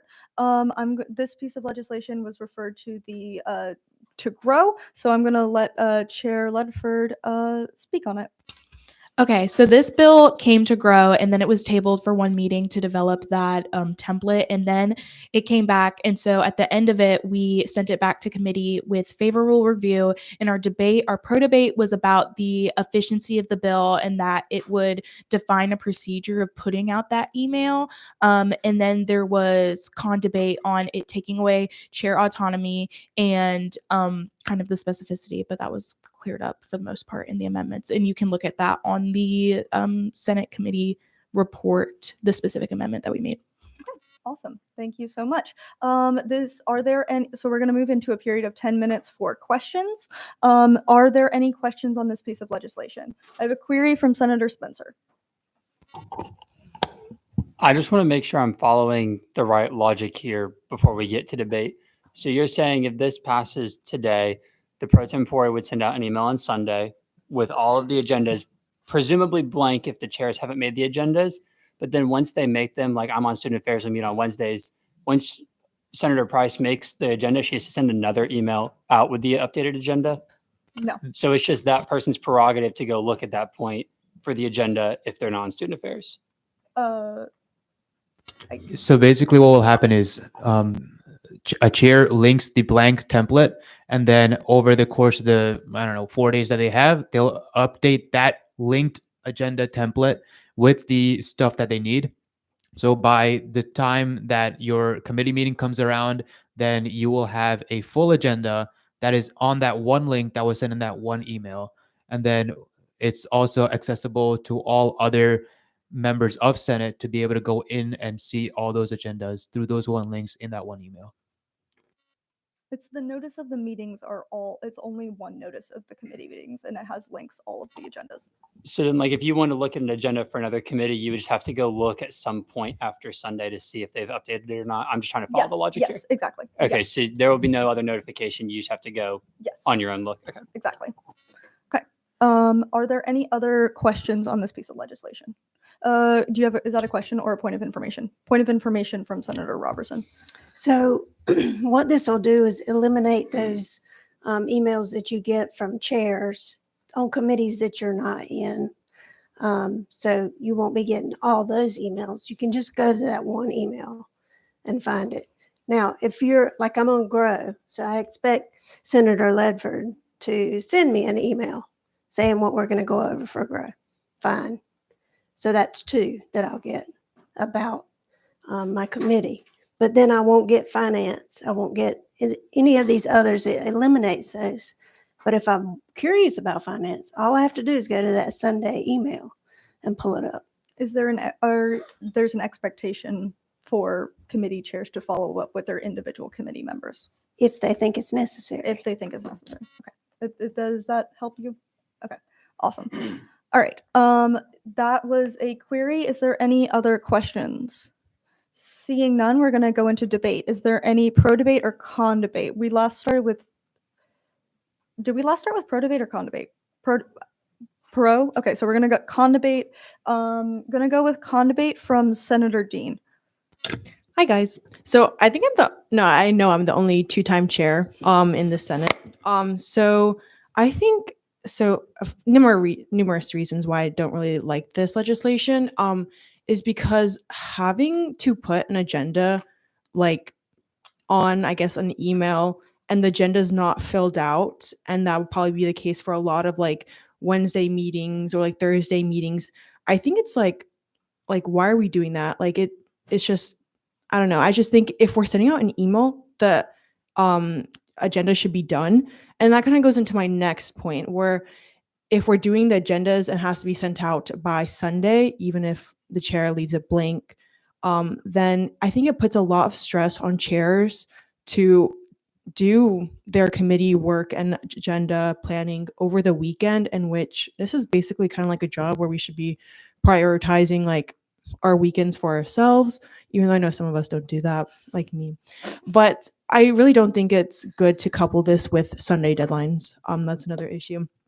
And then another point is, I promise no shade, pro temp, but we're already getting an issue having our reports document for the committee or for the Senate.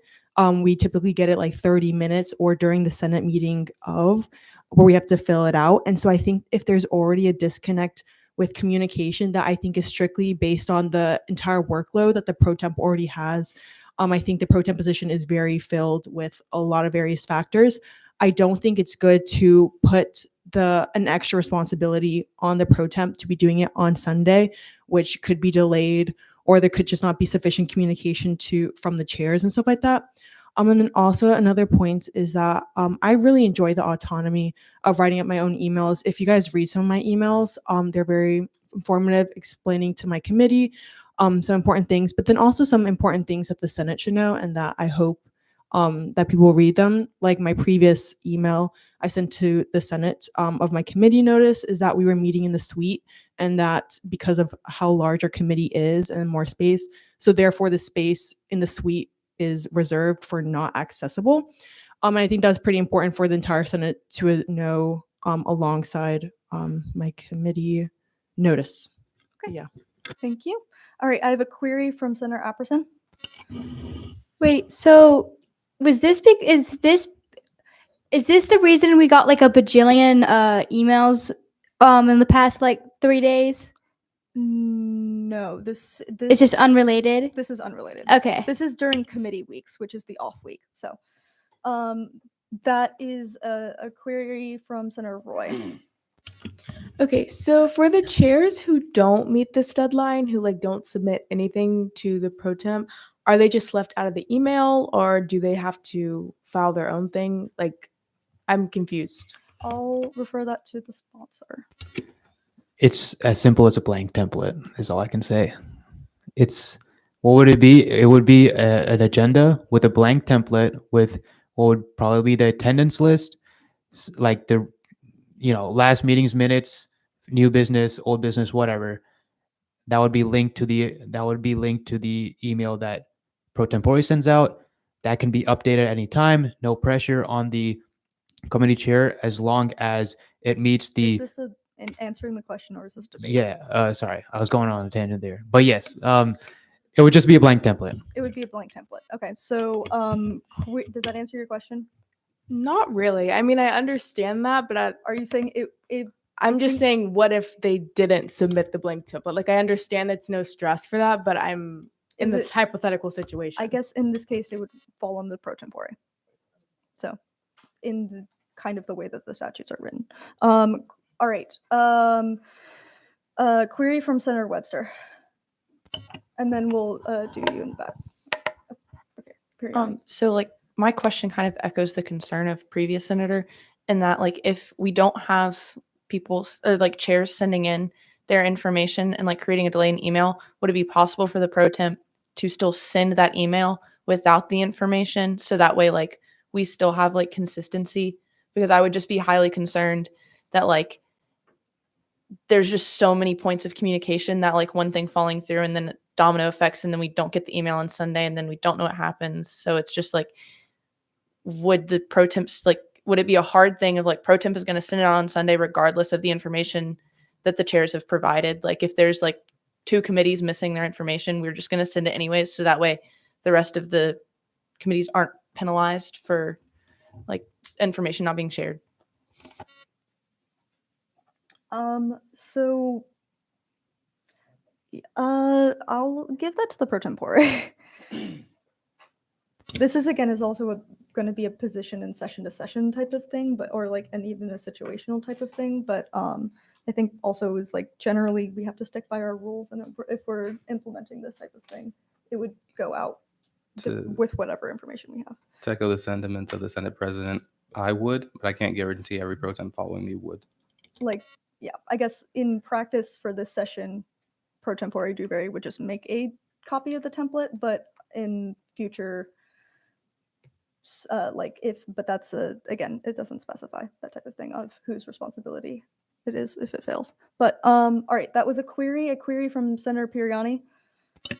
Yeah, I just wanted to confirm. So if a blank template for the agendas are sent out by Sunday, but the material is not finalized, then how will it be communicated when the material is finalized on the template? Will it be like sent by another chair, or based on by the chair of the committee later on? Committee, based on the way that the legislation is written, committee agendas would be finalized 24 hours before, and that's just a consideration. and So we not should just assume that it's finalized by those 20, like before those 24. Okay.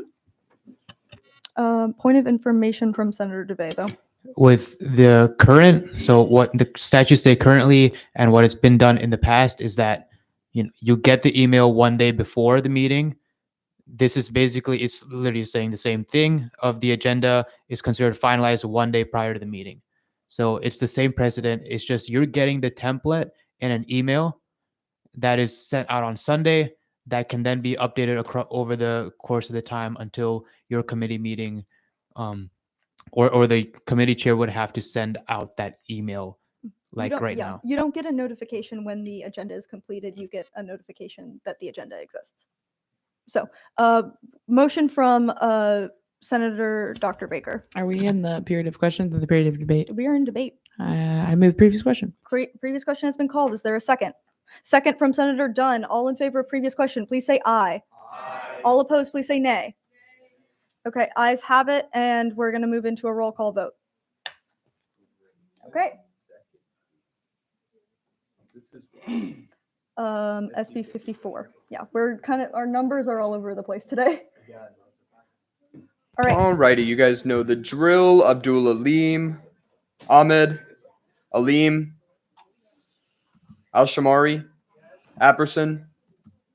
Yes. Baker, Barker, Barrett, Biggs, Boaj, Kars. Right, Boaj said no. Kars. No.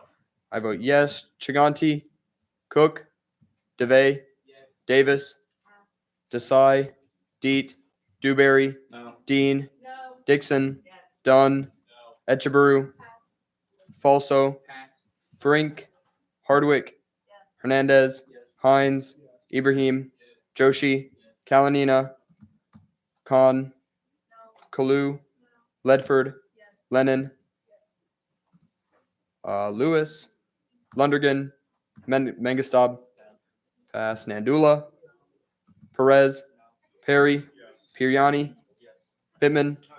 Can we stop the side conversations, please? Yes. Pittman, Price, Rao, Robertson, Robinson, Rolfe, Roman, Roth, Roy, Shonik, Seitz, Shahid, Smith, Spencer, Taylor, Urchuk, Watts, Webb, Webster, Wetzbarger, Watley, Williams, other Williams, Zolikan, Yasa, Joe, no, Van Fletteren, Santoyani, abstaining.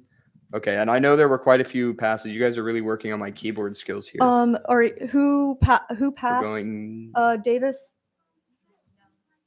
Apperson. Apperson, changing to no. Okay, Davis. Davis is no.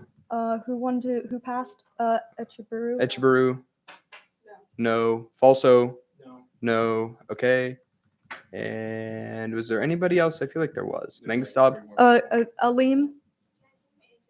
Alim Alim is changes also to no. Okay. Chiganti, no. Okay.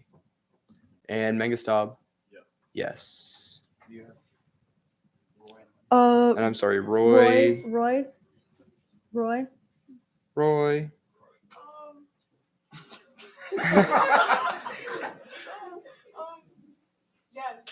Okay. Is that everybody? This was really testing my keyboard skills today. And is anybody? Do we miss anybody, or would anybody like to change their vote? And make sure that I have it recorded right on here Yeah, because please I make sure was it's like, right. Okay. With Cool. 24 in the affirmative, 25 in the negative, and 2 abstentions, this piece of legislation fails. So, because you need 50 plus 1. So, we're going to move on into GB 66. So, to be fully transparent, I wrote this as pro temp when last year, and just due to some circumstances, was not able to introduce it. And was just advised, it was not advisable to introduce it last session. So I'm going to be stepping down as chair, and pro tempore Dewberry is going to step in my place. So exciting. Wow. All right. So All right, you all get to deal with me now. Yes. Oh, you need to do the keep the I can TV? do it, but Yeah, just keep the script up. All right, Legislative Secretary, will you read it for the second and final time? A government bill to be entitled an act to amend the student body statutes to adapt non-punitive form of student government conflict resolution. All right, as Senate President Miranda said, I sponsored it, but they wrote it, so you have 5 minutes for your sponsor report. So, hi everybody. So this was a arbitration was created a couple of sessions ago, but it was only used once when it was essentially when it was created, and then a couple sessions later, last session. And the thing is that it's supposed to be a mediated conversation and as to be a restorative justice model, but it being in the punitive statutes and the language, arbitration is a inherently judicial, very judicial. There's a quote unquote winner and loser within this, whereas we're trying to move towards a more restorative justice model.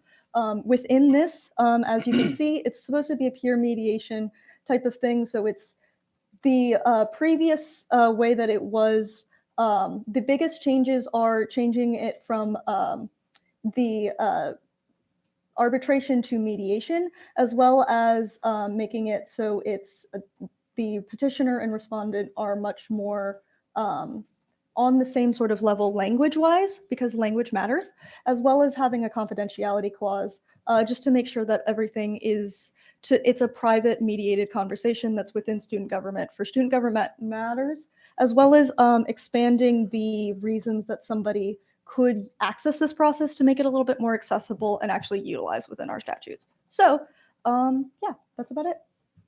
All right. Now I'll give Chair Ledford 5 minutes for the GROW report. Okay, so Hey. guys, please, no fighting. So in committee, we had pro debate on the fact that it reflects student government's desire to participate in restorative justice, and restorative justice is proven to be a better model than punitive action. And there was con debate on there being a conflict of interest when it comes to someone recusing themselves. I'm going to be very honest. This meeting was a while ago. I'm not sure exactly what that was referring to, but I think it was about the personal responsibility of people who are participating in arbitration to recuse themselves, which at the end of the day is a personal responsibility. And so that's what the con debate was on. It was about the language of the bill. And at the end of the day, we sent it back to Senate with favorable review. Sounds good. All right. Did you have something to say? If nothing else, move into a 10-minute period of questioning. Senator Dean. I guess this is like, I guess a question if it's a point of order. Given that your name is the corresponding senator of this legislation, are you allowed to chair this meeting?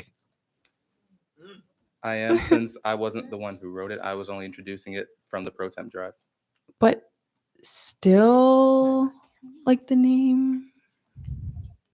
Up to the Chief Justice. I mean, just to be clear, rules state that if there is a conflict of interest, I would step down. But 1 second. But since I wasn't the one that wrote it, there is no conflict of interest for me. It was Senate President Miranda's bill, and the only reason their name is not on it is because they can't introduce legislation. But I'll refer the rest of it to the Chief. Sorry. I don't have any problem with it because SSP Miranda wrote the bill, so I don't see a conflict of interest. Thank you, Chief Justice Scotto-Reddy. Back to questions. Senator Spencer first. No, I don't. I'm just holding. All right. I'm not. Piven. Thank you, Mr. President. Mr. President, my question to you or to the bill's sponsor is, could you provide some examples of what would require arbitration compared to possibly like an impeachable charge or one that requires a censure or something else like that? For sure. Since I do get to co-chair the process with the VP in my role as pro temp, the arbitration process simply requires someone to submit a formal grievance. Basically, if you've gotten to a point where you're like, I don't think a conversation with the advisor is going to help, and I need a formal mediated conversation where we get a resolution out of it, that qualifies for arbitration. Did I answer your question? Sounds great. I see a motion from Ibrahim. So previous question on the period of questioning. Sounds great. Do I see a second? Second from Senator Baker. All in favor of moving to debate, please say aye. Aye. All opposed? All right, we're now in a period of debate. Could you put a 21-minute timer up? All right. Yeah, is that a Me? query? Yeah, it's a All right. query. Senator Ibrahim. So is this? I'm gonna be honest. I'm a little lost on this. Is the purpose of this bill to pretty much help people mediate if there's a dispute? I'm gonna refer to the sponsor. So we have the arbitration process already. And this is and it is supposed to be mediating a dispute. This process was created because there was some interpersonal conflicts that between the Senate president at the time and a senator that were interfering with the operations of student government. So they wanted to create a process within student government, like full history and background, and that type of thing. But like on the behind the scenes of that. But the thing is that this is supposed to be a process creating and making, or not creating, adapting a process that we have to make it so it's a mediated conversation. For the mediated conversation, will the mediator be one of the advisors, or will it be a member of the Senate? So the mediation, the leaders are outlined within the are still the same as it was previously when it was arbitration. Is the co-leaders are the student senate president pro tempore and the student senate student body vice president, and it's a co-leader sort of thing to eliminate conflict of interest as well as to like allow for more like liaising and that sort of thing. But yeah. Did that answer all of your questions? How are you sure that won't be biased? Well, that's where the co-leaders part of it comes in. If the one co-leader believes that the other is biased, they can talk to the other person and ask for them to recuse themselves. And there is a line of succession for recusing if you're not able to serve, because that was something that can happen. I will also point out that the advisor is present in all the conversations. So if the advisor sees there's a clear conflict of interest, they might advise one of the co-leaders, please step down, as you obviously have a clear conflict of interest. Additionally, we also abide by a code of ethics for everybody within their operations. We talk about it in the beginning of every meeting. So there is that ethics code that you are held by. So to not engage in conflict of interest. So. All right. Sounds good. Query from Senator Hartwick. I just had a question, and it's okay if you didn't. For the sponsor of the bill, if that's okay. I know we're not in questions. You're good. But when making these edits, did you like speak to like, I don't know, an embedded counselor or someone like who's trained in conflict resolution or anything like that? It's fine if you didn't. I was just wondering if any research in an external way went into it. Sorry, I was trying to answer a question that was that vice president, but there was a lot of there was some research that was, I believe that was linked. It's linked at the bottom in terms of like restorative justice processes. There and the like the little ones, the 1, 2, 3, like the asterisks. Sorry, sorry, I'm forgetting how to pro temp after a while. All of these are links and linked about the resource of restorative justice models and resolving conflict, like workplace conflict, and that type of thing, as well as the GB67. This is how you can tell that I wrote this, because this is how I format my bills, if anybody was in the 103rd session. But yeah. I do have a query from Senator Spencer first. This might be more appropriate for SSP. So you had mentioned that there's 2 co-chairs to eliminate bias, and there's an appropriate line of succession. If the person who is, bringing forward the charges is probably not the right word, but I'm going to go with, to trigger this operation, and you go through the line of succession, what's the defining factor to say, like, you're just trying to find someone who will agree with you? Like, what's the bottom line of, like, versus going through a list of 10 people to try and get to people? The petitioner isn't the one who determines like who needs to step down and that type of thing, if that makes sense. It's a personal decision of the individual to recuse themselves. So like if I was bringing charge against somebody to trigger this, and I felt that somebody was involved, like one of the co-chairs was unfairly not picking my side for whatever reason, like I have no way of triggering that line. Well, it's the thing is that and I'm going to be honest, as somebody who was like in my experience of using this arbitration process, the mediators are there merely to help facilitate a conversation. They are not there to guide the conversation. They're literally like, okay, now you talk and you talk. And then the point of it is to have, is like for like if you look at the like process and what the meeting is, they're really there to make sure that the time limits are like followed and that the like action plan is like created and like guiding that conversation. They're not there to like again, it's not supposed to be a determination of fault. So there's no fault that is happening with this. It's a petitioner and a respondent because it's something that is supposed to be like, okay, the petitioner is the person who's like, hey, I want to have a conversation, and the respondent is the person they want to have a conversation with. Does that make sense? So yeah. Sounds good. Point of information from Senator Baker. Guys, it's 11:41. We really need to look at SB 67 because there are senators that are past their excused absences. It would be really good if we looked at it tonight. So I would encourage us to keep moving here. All right. Pro from Senator Dean. I like this legislation because it allows for multiple petitioners / like initiating members for a conflict when previously it was only like one individual. So it's good. Sounds good. Motion from Senator Ibrahim. All right. Second from Senator Baker. All in favor of moving to previous question and going straight to a roll call vote, please say aye. Aye. All opposed? All right, Pro Tem, will you please pull up the roll call? Secretary, take it away. Or secretaries.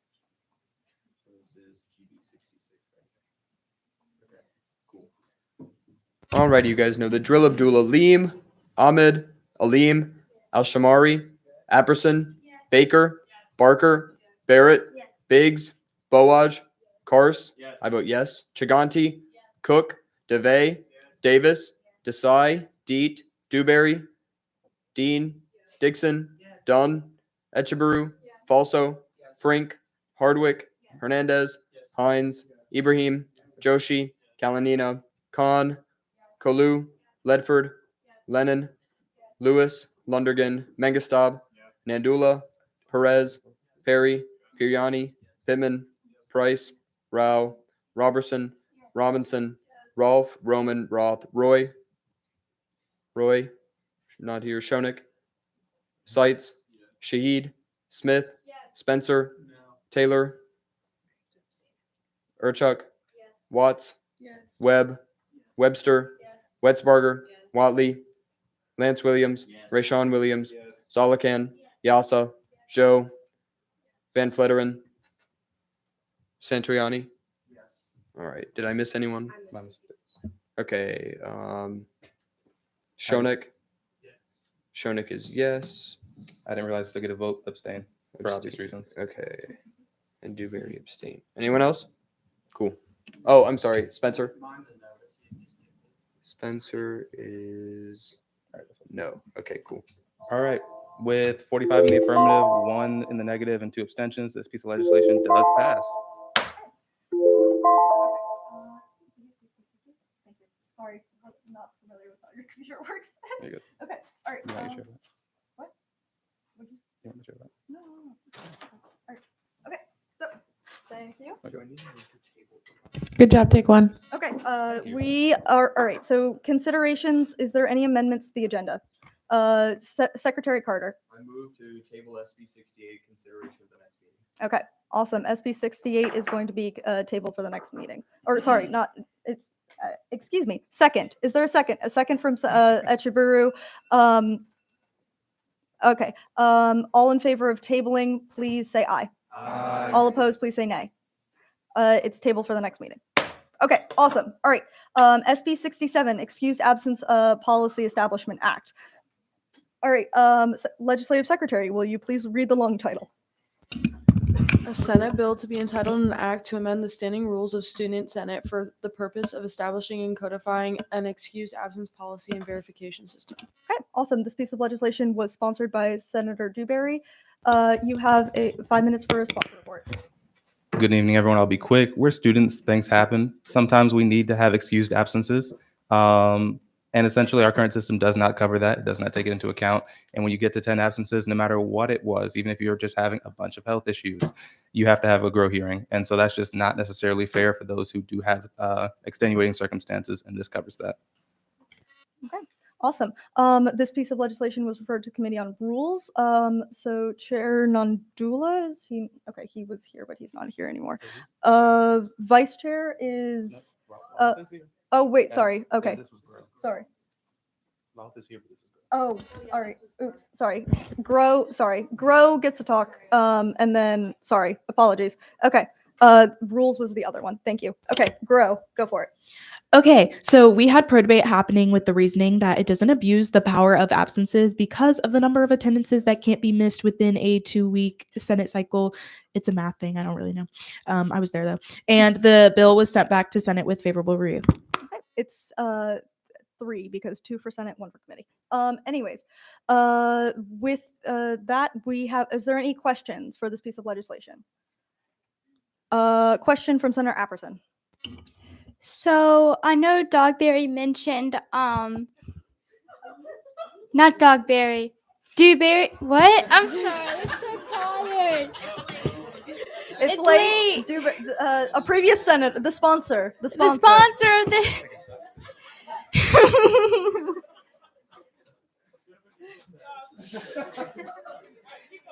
the sponsor of this bill mentioned the health issues and stuff, and that piqued my interest because I have a lot of health issues, but I know from experience that a lot of times when people say these things, they are very selective of what they count as like health issues. Like you have to have like a doctor's note and all that kind of stuff. Would it be that serious here? I'll refer it to but there's a form that is, but I'll refer it to the sponsor. There will be a form that's created, but it does say in the document that you can include written documentation or verification of the absence, but you don't have to. So it really is up to the Senate leadership based on what you submit. But I don't see a scenario, especially in this session, where someone submits an absence request and does not get it. You can also appeal it through Grow. Okay. Query from Senator Dean. So going along the lines of also the health part, I guess like mental health is sometimes like a big reason for a lot of, I guess, absences. I've used mental health for my work to call out of work. So I just wanted to know, like, sometimes mental health, like the excuse can be used a little bit too much for like, not to like say that mental health isn't prioritized, but they kind of use it as like a reasoning to get out and not necessarily have to have a physical copy of, I guess, reasoning behind it. So how will you go to make sure that all, I guess, excused absences are properly like looked over? Sponsor. Since this is a fixture that is able to be reviewed by Grow will have also full oversight over this. So it will go through about 3 or 4 set of eyes every time it's reviewed. So it'll be the Senate President, myself, and the Grow Chair in this session. And essentially what will happen is if a senator isn't guaranteed that they'll get it, and if Senate leadership, like between the 3 of them, decides they're just not getting this absence, they can go back and appeal that. The default isn't necessarily a yes, but if, for example, there's a senator that's had great attendance and they happen to use that excuse like once or twice, they'll probably get a yes. But if it's every single time and you're on like your 6th or 8th attendant request and it's all the same thing, you never know. It really depends on a situation by situation basis. And at that point, it'll probably end up being not immediate conversation. All right, that was a query. Are there any other queries? Are we in debate at this point? No, we're not in debate. Okay, no, you don't have to move if I don't have any more questions. I can just end the period of debate. All right, seeing no more questions, I'm going to go into a period of debate with alternating pro and con debate. We last started with pro debate. Where is there any con debate? Seeing none, we're going to go to pro debate from Senator Urchak. Oh, sorry. I'll go next. Con, you can go next for pro. But anyways, continue. I really appreciate this as someone who is chronically ill due to like, I already forgot the word. It's really late. Diseases. That's not what I was going to say, but I just cannot think of the term right now. Especially as someone who with like attendance anxiety, like this is very helpful for me. I've been sick like 4 times this semester alone. So really appreciated. Okay, thank you. That was pro debate. I have a motion from Senator Perry. Previous question. Previous question has been called. Second from Senator. The motions supersede queries. Second from Senator Baker. All in favor of previous question, please say aye. All opposed, please say nay. All right, ayes have it, and we're going to go into a roll call vote. Okay, query though? Yeah, I just want to know, with the passing of this bill, if we have absences in the past, can we now revisit those to then look about that? Because I'll be transparent, I haven't been able to come because I just had a son born in September. No, that's So I haven't been able to come from. Oh, thank you. everybody. point of information. There is also a retroactive clause at the very bottom, but it is given that we had expected to talk about this last meeting. It's a little So- out of date, actually. My bad, y'all. If we could reconsider that real quick, because I was meaning to make an amendment before we pass this that also covers October 30th and November 13th for absences for people that couldn't get here. So if we could go back to that very quickly to do that. A friendly amendment is everybody okay with that? Okay. All right. Okay. Just to all the fall semester meetings. Okay. Awesome. All right. So with that, after we go into that, are all in favor of the friendly amendment? Aye. Aye. Nay. Okay. All right. Yeah. Okay. Been made. All right. Awesome. Roll call vote now. We go. All right, you guys know the drill. We're on SB 67.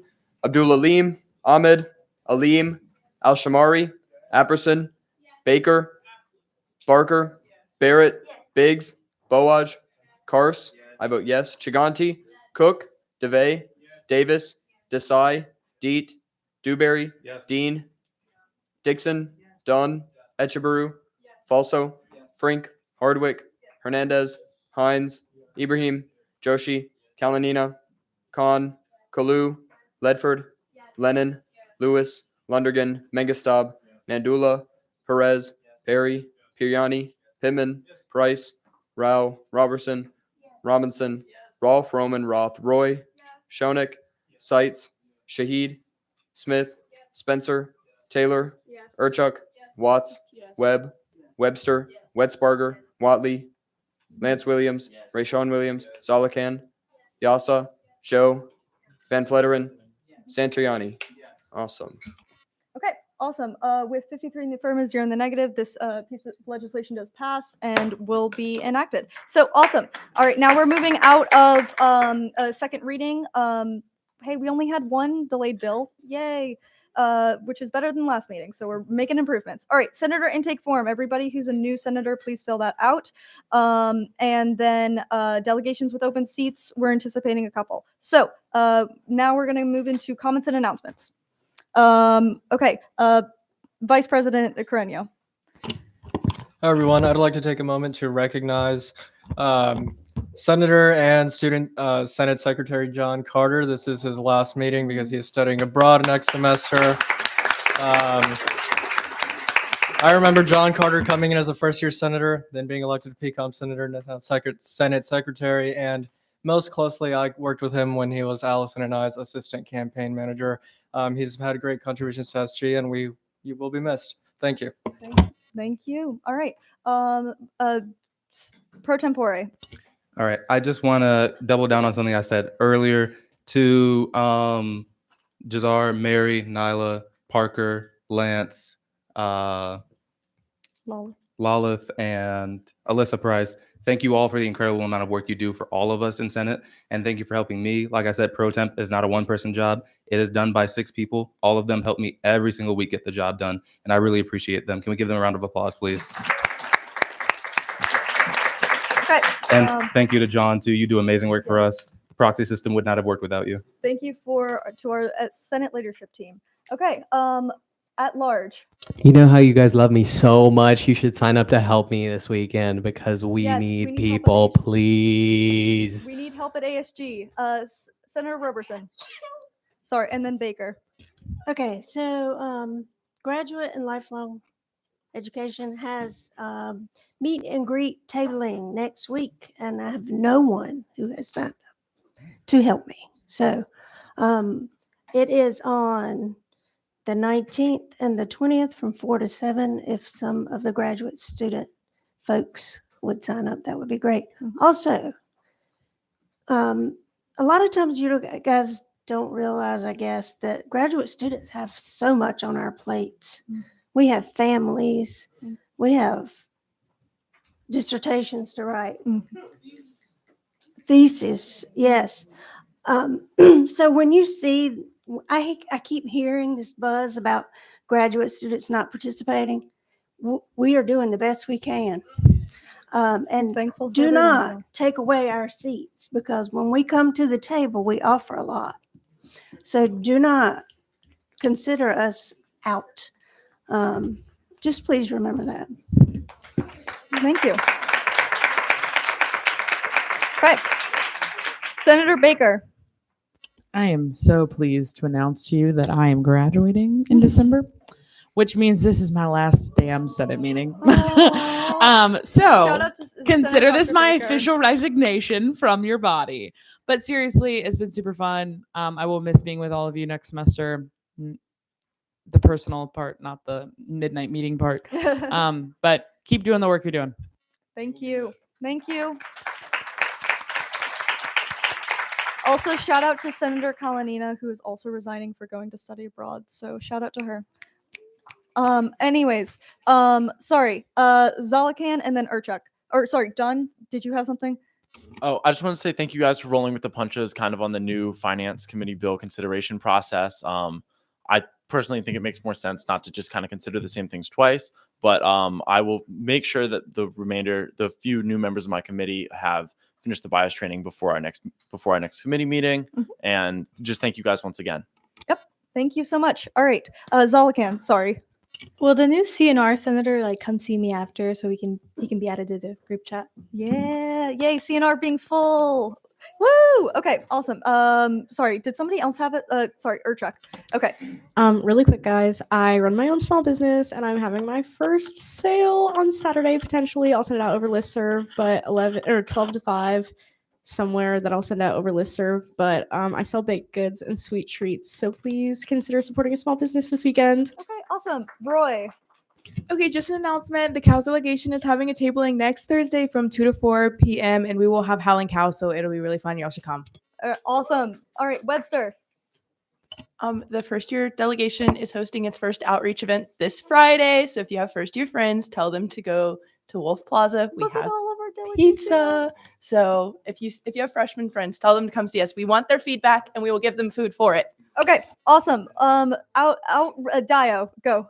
You can find all the delegation outreach events on my committee report. It's Yes. a great place to find And and also, look we're at going to them. make sure that they get on the calendar as well. So, all right, send your info to us so we can get it on the calendar. Roll call. Let's go. All right, 1 minute. Abdul Aleem, Ahmed, Aleem, Al-Shamari, Apperson, Baker, Barker, Barrett, Biggs, Boaj, Kars. I am here. Chiganti, Cook, DeVay, Davis. DeVay said yes. Davis is here. Desai, Dewberry, Dean, Dixon, Dunn, Etcheberu, Falso, Frank, Hardwick, Hernandez, Hines, Ibrahim, Joshi, Oh, wait, Hines. Kalanina. Hines is proxy. Hines said proxy. Okay, Khan, Kalu, Ledford, Lennon, Lewis, Lundergan, Mengestab, Nandula, Perez, Perry, Piriani, Pittman, Price, Rao, Robertson, Robinson, Rolfe, Roman, Roth, Roy, Shonik, Seitz, Shahid, not here, Smith, Spencer, Taylor, Urchuk, Watts, Webb, Webster, Wetzbarger, Watley, Lance Williams, Rayshawn Williams, Zalakan, Yasa, Joe, and then Van Fletteren, Santoriani. Did I miss anyone? Okay. Cool. 49-0 proxies. Woo!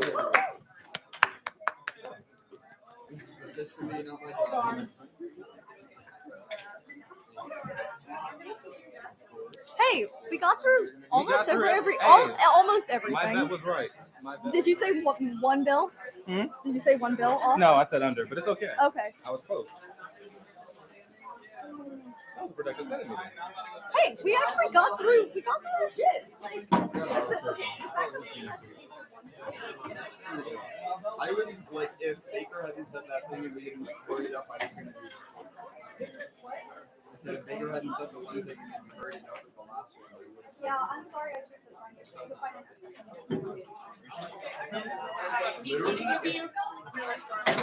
All the queries, I just needed to speak one time and I could have shut everybody up. Okay, this is like, hey, I have something. Like, I don't see and like peripherals. Like, that's why it's Well, it was all queries. Like mine was pro. I wouldn't have been able to say. Thank you for your time. Bye, John. I'm still live. Thanks. I've been here for another month. Okay, awesome. Go ahead, you're in my committee meeting. Okay, awesome. We'll make sure that that gets up to date. We already elected.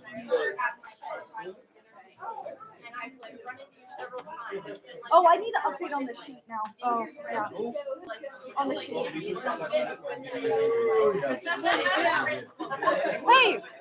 Hey, not too bad considering that we had a last minute OIT. Like when I say OIT was scheduled, 11 pieces of legislation. We got 10. That's great.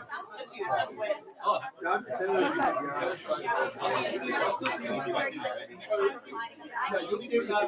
Yeah. Okay, the thing is, I'm not gonna lie. This is me working on my like goals that I set at the beginning of the session. This is me like finally getting around to like the goals that were like at the beginning of the session. And so this is something that like it hasn't been done before.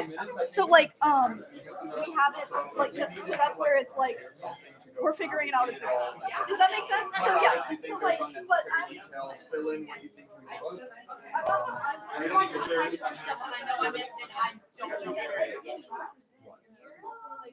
Like, okay, I have all the presentations and links, all the information I missed on that. I can adjust the summary of what was said, what was in the presentation based on that. But if I miss like a comment or something, that's gonna be in the live stream's not up. How do I just put it out there for other people to fill in, or If you only got like part of it, just say like just write down what you got, and if they read the minutes and they say, oh, actually I said this and you recorded, they don't say anything. It's just not part of the record. So, but yeah, if you want to by end of day Friday send me an email with your revised minutes, and then I will go over it once more with any feedback. I'll like leave some comments and stuff, and then once I do that, I'll send it out to the listserv. I think we straight out, I'll make sure. I think we demonstrated marked progress. If it is not Friday, and if for some reason I have things come up, it will be to you by Saturday. Not that I expect, weekends to be done or anything like that, but I can get it to you by Saturday at least. Perfect. Sounds good to me. That is key. How is the first secretary meeting? Are we preserving them or are we just going? It's a lot, isn't it? So yeah, as a director, it's very overwhelming. Like, but yeah, she said initially like 17 per person. If this is a registered commission, you receive 15% discount. Yeah, and then I never actually followed up. Yeah. And she said, the way I cross everything out on the menu currently looks like it's not. I also think that's like I have like a lot of different things like here and there, so I think it just happens sometimes. Oh, she also said we could definitely work together to get calls on the free time and it's not really good. Hey. I definitely like Tiffany. She's And feel free to like very like you are free to go. yeah.